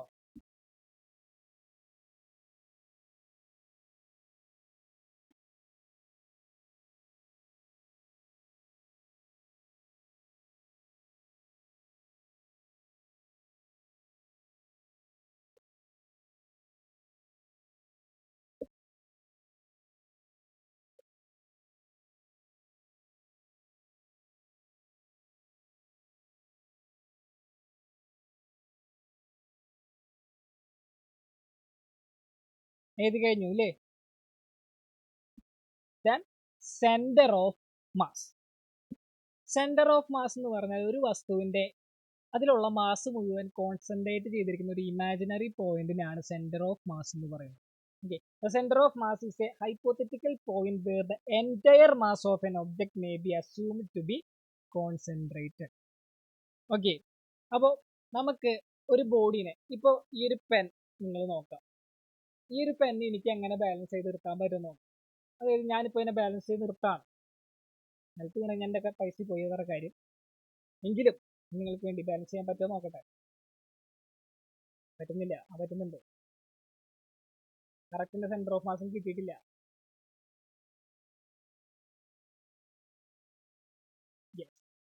ബാലൻസ് ചെയ്തു, പക്ഷെ പൊക്കി കാണിക്കുന്ന നിലത്ത് വീഴുമെന്ന് എനിക്കറിയില്ല. നോക്കാട്ടോ, ശ്രദ്ധിച്ച് നോക്കാം. ഞാനിപ്പോൾ ഇതിനെ ബാലൻസ് ചെയ്തിരിക്കുന്നതിന്റെ കറക്റ്റ് പെന്നിന്റെ സെന്ററിലാണോ? കറക്റ്റ് പെന്നിന്റെ സെന്ററിലാണോ? അല്ല, ഞാനൊരു എൻഡിലാണ് ചെയ്തിരിക്കുന്നത്. അപ്പോൾ ഈ ഒരു പെന്നിന്റെ എല്ലാ മാസും കോൺസെൻട്രേറ്റ് ചെയ്തിരിക്കുന്നത് ആ ഒരു ഭാഗത്ത്. നിങ്ങളുടെ പെന്നിന് ചിലപ്പോൾ എല്ലാ ഭാഗത്തും ഒരേപോലെ ആയിരിക്കും, ഈക്വൽ പാർട്ടിക്കിൾസ് ആയിരിക്കും. പക്ഷെ ഞാനിത് ബാലൻസ് ചെയ്തിരിക്കുന്നത് മറ്റൊരു എൻഡില്ല. കാരണം ഇതിന്റെ ഒരു സൈഡ് വലുതും മറ്റേ സൈഡ് ചെറുതുമാണ്. ഇതിന്റെ എല്ലാ മാസും ഇതിന്റെ എല്ലാ മാസം കോൺസെൻട്രേറ്റ് ചെയ്തിരിക്കുന്നത് ഈ ഒരു ഭാഗത്താണ്, ഈ ഒറ്റത്തെ ഒരു ഭാഗത്താണ്. ഇതേപോലെ എല്ലാ വസ്തുവിനും ഉണ്ട് എന്ത്? സെന്റർ ഓഫ് മാസ് എന്ന് പറയുന്നത്. ആ ഒരു വസ്തുവിനെ നമുക്ക് ബാലൻസ് ചെയ്യാൻ പറ്റിയിട്ടുള്ളൊരു പോയിന്റ്, ആ വസ്തുവിലെ എല്ലാ മാസസും, എല്ലാ പാർട്ടികളുടെ മാസും കോൺസെൻട്രേറ്റ് ചെയ്തിരിക്കുന്ന ഒരു പോയിന്റ് ഉണ്ടാകും. അതിനെയാണ് അതിന്റെ സെന്റർ ഓഫ് മാസ് എന്ന് പറയുന്നത്. ഇപ്പൊ നമ്മളൊരു സർക്കിൾ എടുക്കാന്ന് വിചാരിക്കുക, അതിന്റെ ഡയാമീറ്ററിന്റെ സെന്റർ ആണ് അതിന്റെ എന്ത് വരിക? സെന്റർ ഓഫ് മാസ് വരിക. ദെൻ ഒരു സ്ക്വയർ എടുത്തെന്ന് വിചാരിക്കുക, അതിന്റെ ഡയഗണലിന്റെ സെന്റർ ആണ് അതിന്റെ സെന്റർ ഓഫ് മാസ് ആയിട്ട് കണക്കാക്കുക. ദെൻ ഒരു ട്രയാങ്കിൾ എടുത്താലും അതിന്റെ എന്താണ്? ഇതേപോലെ തന്നെ സെന്ററിൽ നിന്ന് വരച്ച് സെന്റർ എടുത്തു. ഒരു വസ്തുവിന്റെ എല്ലാ മാസസും കോൺസെൻട്രേറ്റ് ചെയ്തിരിക്കുന്ന ഒരു പോയിന്റിനെയാണ് സെന്റർ ഓഫ് മാസ് എന്ന് വിളിക്കുന്നത്. സെന്റർ ഓഫ് മാസ് എന്ന് വിളിക്കുന്നത്. ഇതേപോലെ നിങ്ങൾക്ക് മനസ്സിലാകാം. ഇപ്പോൾ കറക്റ്റ് ആയിട്ട് നമുക്ക് സെന്റർ തന്നെ ആയിരിക്കണം എന്നില്ല. ഇപ്പോൾ ഈ ഒരു പെണ്ണിന്റെ എക്സാമ്പിൾ എടുത്ത പോലെ തന്നെ കറക്റ്റ് സെന്ററിൽ പിടിച്ചപ്പോഴല്ല എനിക്കിത് ബാലൻസ് ചെയ്യാൻ പറ്റിയത്, കുറച്ച് നീക്കിയപ്പോഴാണ്. കാരണം ഇതിന്റെ എല്ലാ മാസം കോൺസെൻട്രേറ്റ് ചെയ്തിരിക്കുന്നത് ഈ ഒരു പോയിന്റിൽ വെച്ചാൽ നിങ്ങൾക്ക് ജസ്റ്റ് ഒന്ന് ചിന്തിച്ചു നോക്കി കഴിഞ്ഞാൽ മനസ്സിലാകും. അപ്പോൾ ഇവിടെ calculation of centre of mass in one ഡയമെൻഷനിലുള്ള ഒരു വസ്തുക്കളുടെ, ഇപ്പൊ രണ്ട് ബോഡി ഉണ്ടെന്ന് വിചാരിക്കാം. രണ്ട് ബോഡി സെപ്പറേറ്റ്ലി രണ്ട് ബോഡി എടുത്തിരിക്കുകയാണ്. രണ്ട് ബോഡിയും ഇരിക്കുന്നത് എക്സ് ഡയറക്ഷനിലാണ്. M1 എന്ന് പറയുന്ന ഒരു ബോഡി ഉണ്ട്, M2 എന്ന് പറയുന്ന ഒരു ബോഡി ഉണ്ട്. രണ്ടും ഒരൊറ്റ ആക്സിസിലാണ് എടുത്തിരിക്കുന്നത്, എക്സ് ആക്സിസിലാണ് എടുത്തിരിക്കുന്നത്. M1ന്റെ പൊസിഷൻ എന്ന് പറയുന്നത് x1. M1 ഇരിക്കുന്നത് x1. ദെൻ M2 ഇരിക്കുന്നത് x2ലാണ്. ദെൻ ഇതിന്റെ സെന്റർ ഓഫ് മാസ് എവിടെയാണെന്ന് നമുക്ക് അറിയില്ല. അപ്പൊ നമ്മളൊരു ഊഹം വെച്ച് വലുതിന്റെ അടുത്ത് കൊണ്ടുവച്ചു. ഞാനിപ്പോ ഈ പെന്നിന്റെ കാര്യത്തിൽ ചെയ്ത പോലെ ഇതിന്റെ വലിയ സൈഡ് ഏതാ? ഈ സൈഡായിരുന്നു. അപ്പൊ ഈ സൈഡിന്റെ അടുത്ത് വെച്ചപ്പോഴാണ് എനിക്ക് ഇത് ബാലൻസ് ചെയ്യാൻ പറ്റിയത്. അപ്പൊ നമ്മൾ ഏകദേശം ഇതിന്റെ സെന്റർ ഓഫ് മാസ് എന്ന് പറയുന്നത് ഇവിടെ ആയിട്ട് വരുമെന്ന് വിചാരിച്ചു. ദെൻ അതിന്റെ എക്സ് ആക്സിലെ കോർഡിനേറ്റ് എന്ന് പറയുന്നത് എക്സ് ആയിട്ട് എടുത്തു. എക്സ് ആയിട്ട് എടുത്തു. അപ്പൊ ഇത് ഇതിന്റെ പൊസിഷൻ എന്ന് പറയുന്നത് എക്സിലായിരിക്കും എന്ന് നമ്മൾ അസ്യൂം ചെയ്യാണ്. ഇനി നമ്മളത് കണ്ടുപിടിക്കാൻ പോവാം. നമുക്ക് M1 ഇരിക്കുന്നത് ഏത് പൊസിഷനിലാണെന്ന് അറിയാം, എവിടെയാണ്? x1ലാണ്. M2 ഇരിക്കുന്നത് ഏത് പൊസിഷനിലാണെന്ന് അറിയാം, എവിടെയാണ്? x2ലാണ്. ഇനി രണ്ട് വസ്തുവിന്റെയും സെന്റർ ഓഫ് മാസ് കാൽക്കുലേറ്റ് ചെയ്യാൻ പറയുകയാണെന്നുണ്ടെങ്കിൽ നമുക്ക് എവിടെയാണെന്ന് അറിയില്ല. അതുകൊണ്ട് നമ്മൾ ഊഹം ഒരു പോയിന്റ് ഇട്ടു. ദെൻ ആ പോയിന്റ് ഇരിക്കുന്നത് എക്സ് പൊസിഷനിലാണ് എന്ന് വിചാരിക്കുന്നു. ആ പോയിന്റ് ഇരിക്കുന്നത് എക്സ് പൊസിഷനിലാണ് എന്ന് വിചാരിക്കുന്നു. ദെൻ അത് കാൽക്കുലേറ്റ് ചെയ്യാൻ പറയാണ്. അതിന്റെ എക്സ് കോർഡിനേറ്റ് സെന്റർ ഓഫ് മാസിന്റെ എക്സ് കോർഡിനേറ്റ് കാൽക്കുലേറ്റ് ചെയ്യാൻ പറഞ്ഞാൽ x = M1 x1 plus M2 x2 divided by M1 plus M2. അത്രേ ഉള്ളൂ. ഇനി ഇത് ഞാനിപ്പോ എക്സ് ആക്സിസിലാണ് ഈ രണ്ട് മാസസ് എടുത്തത്. ഞാൻ ഈ രണ്ട് മാസസും ഇങ്ങനെ വൈ ആക്സിസിലാണ് എടുത്തതെന്നുണ്ടെങ്കിൽ y കണ്ടുപിടിക്കാൻ പറഞ്ഞ എന്തായിരിക്കും? y = M1 x1 അല്ല y1 M1 y1 plus M2 y2 by M1 plus M2. അത്രേ ഉള്ളൂ. അപ്പോൾ അതിന്റെ കോർഡിനേറ്റ് കിട്ടി. ഇത് ഞാൻ സെപ്പറേറ്റ്ലി ആണ് പറഞ്ഞത്. ഇത് വൺ ഡയമെൻഷണൽ മോഷന്റെ കാര്യമാണ് പറഞ്ഞത്. ഇപ്പൊ ഞാൻ ഞാൻ മാറ്റി കളയാം, നിങ്ങൾ എക്സിന്റെ കാര്യം മാത്രം എഴുതിയാൽ മതി. വൺ ഡയമെൻഷനുള്ള സെന്റർ ഓഫ് മാസ് ആണ് ഇപ്പൊ നമുക്ക് സെന്റർ ഓഫ് മാസിന്റെ കാൽക്കുലേഷൻ ആണ് ചെയ്തത്. ഇനി നമുക്ക് 2 ഡയമെൻഷനിൽ നോക്കാം. 2 ഡയമെൻഷൻ ഒന്നുമില്ല, ഇക്വേഷൻ മാത്രം പറഞ്ഞുതരാം. ജസ്റ്റ് 2 ചിത്രം കാണിച്ചു തന്നിട്ട് ഇപ്പോൾ ചിത്രം മാത്രം നോക്കാം. ഞാൻ വരയ്ക്കുന്ന ചിത്രം മാത്രം നോക്കാം കേട്ടോ. ഇത് കോർഡിനേറ്റ്സ് ആണ്. ഒരു മാസം ഇവിടെ ഇരിക്കുന്നു. ഓക്കെ, 2 ഡയമെൻഷനിലാണ് കേട്ടോ. 2 ഡയമെൻഷൻ കേസാണ്. 2D ആണ്. ഓക്കെ, 2Dയിലാണ് നമ്മൾ നോക്കാൻ പോകുന്നത്. ഇത്ര നേരം തൊട്ട് മുന്നേ നോക്കിയ ചിത്രം 1D ആയിരുന്നു. ദെൻ M1 എന്ന് പറയുന്നൊരു മാസം ഇവിടെ ഇരിക്കുന്നുണ്ട്. ദെൻ M2 എന്ന് പറയുന്നൊരു മാസം ഇവിടെ ഇരിക്കുന്നുണ്ട്. ഇതിന്റെ സെന്റർ ഓഫ് മാസ് എവിടെയാണെന്ന് നമുക്കറിയില്ല. അപ്പൊ നമ്മൾ ഊഹായിട്ട് ഇവിടെ ഇട്ടു. ഇതാണ് അതിന്റെ സെന്റർ ഓഫ് മാസ്. M1 ഇരിക്കുന്ന കോർഡിനേറ്റ് എന്ന് പറയുന്നത് x1 y1. M2 ഇരിക്കുന്ന കോർഡിനേറ്റ് എന്ന് പറയുന്നത് x2 y2. Centre of മാസിന്റെ coordinate എന്ന് പറയുന്നത് x, y. എങ്കിൽ ഈ എക്സും വൈയും കണ്ടുപിടിക്കാൻ പറഞ്ഞ് നമ്മൾ എന്ത് ചെയ്യും? എക്സ് കോർഡിനേറ്റിലുള്ളത് വൈ കോർഡിനേറ്റിലുള്ളത് തൊട്ട് മുന്നേ പറഞ്ഞ പോലെ. ഓക്കെ, രണ്ട് കോർഡിനേറ്റും എക്സ് എന്താണെന്ന് കണ്ടുപിടിച്ചു, വൈ എന്താണെന്ന് കണ്ടുപിടിച്ചു. ഇനി ഇത് 3 ഡയമെൻഷനിലാണ് ഇരിക്കുന്നതെന്നുണ്ടെങ്കിലോ എന്ത് ചെയ്യും? സെഡിന്റെ കണ്ടുപിടിച്ചു. ഓക്കെ, സെഡിന്റെ കണ്ടുപിടിച്ചു. ഇനി M1 M2 M3 ഉണ്ടെങ്കിലോ നമ്മൾ എന്ത് ചെയ്യും? M1 x1 plus M2 x2 plus M3 x3 by M1 plus M2 plus M3 ചെയ്യും. 3 മാസുകൾ ഉണ്ടെങ്കിൽ. ഓക്കെ, അത്രേ ഉള്ളൂ. സെന്റർ ഓഫ് മാസ് കണ്ടുപിടിക്കാൻ പ്രോബ്ലം വന്നാലും അതിന്റെ ഇക്വേഷൻ ഇതാണ്. ഓക്കെ, സെന്റർ ഓഫ് മാസ് കണ്ടുപിടിക്കാൻ പറയാൻ കോർഡിനേറ്റ് ആണ് കണ്ടുപിടിക്കാൻ പറയുള്ളൂ. അപ്പൊ എക്സും കണ്ടുപിടിക്കാം, വൈയും കണ്ടുപിടിക്കാം, ഇതേപോലെ തന്നെ സിമ്പിൾ ആയിട്ട്. ഓക്കെ, ഇതും എഴുതിയെടുത്തോളൂ. ഇത് 2D ആണ്, 2Dയുടെ ചിത്രമാണ്. തൊട്ട് മുന്നേ കാണിച്ചത് 1Dയുടെ ചിത്രമാണ്. 1D അല്ല, 1D.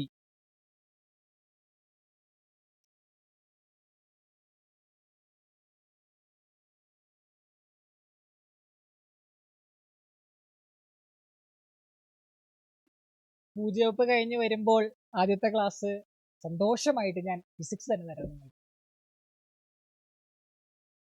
അതെന്താ ചിന്മയ്യ ആ ഒരു എക്സ്പ്രഷൻ?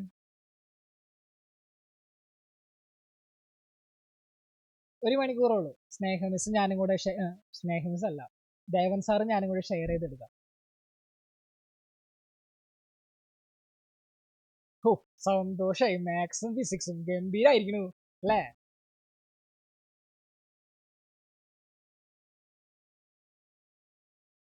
ഓക്കെ, എഴുതിയെടുത്ത് കഴിഞ്ഞാൽ പറയാൻ കഴിഞ്ഞു. ഇത്രേ ഉള്ളൂ. ഞാൻ പേര് വിളിച്ചവർ ഹാൻഡ് റൈസ് ചെയ്ത് വെയിറ്റ് ചെയ്തേക്കുക.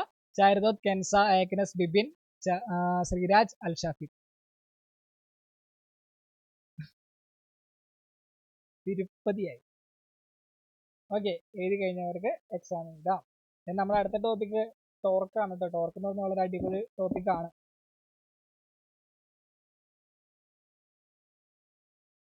എക്സാം എഴുതി എല്ലാവരും.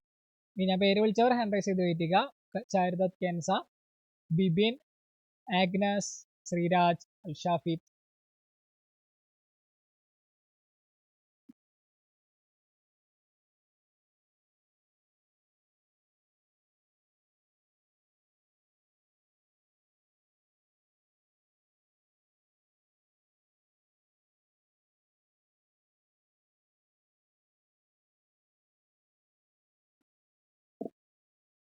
ഇതിന്റെ ലിങ്ക് അയച്ചാൽ മതിയെന്നോ? എന്തിനാണ് മോട്ടിവേഷൻ കേൾപ്പിച്ചു കൊടുക്കാനാണോ?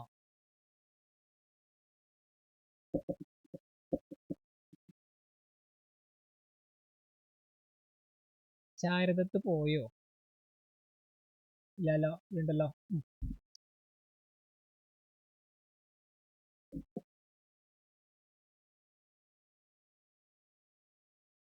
ഓക്കെ, എക്സാം എഴുതി കഴിഞ്ഞവർക്ക് ലീവ് ചെയ്യാം. ചിന്മയ 18. Okay, very good.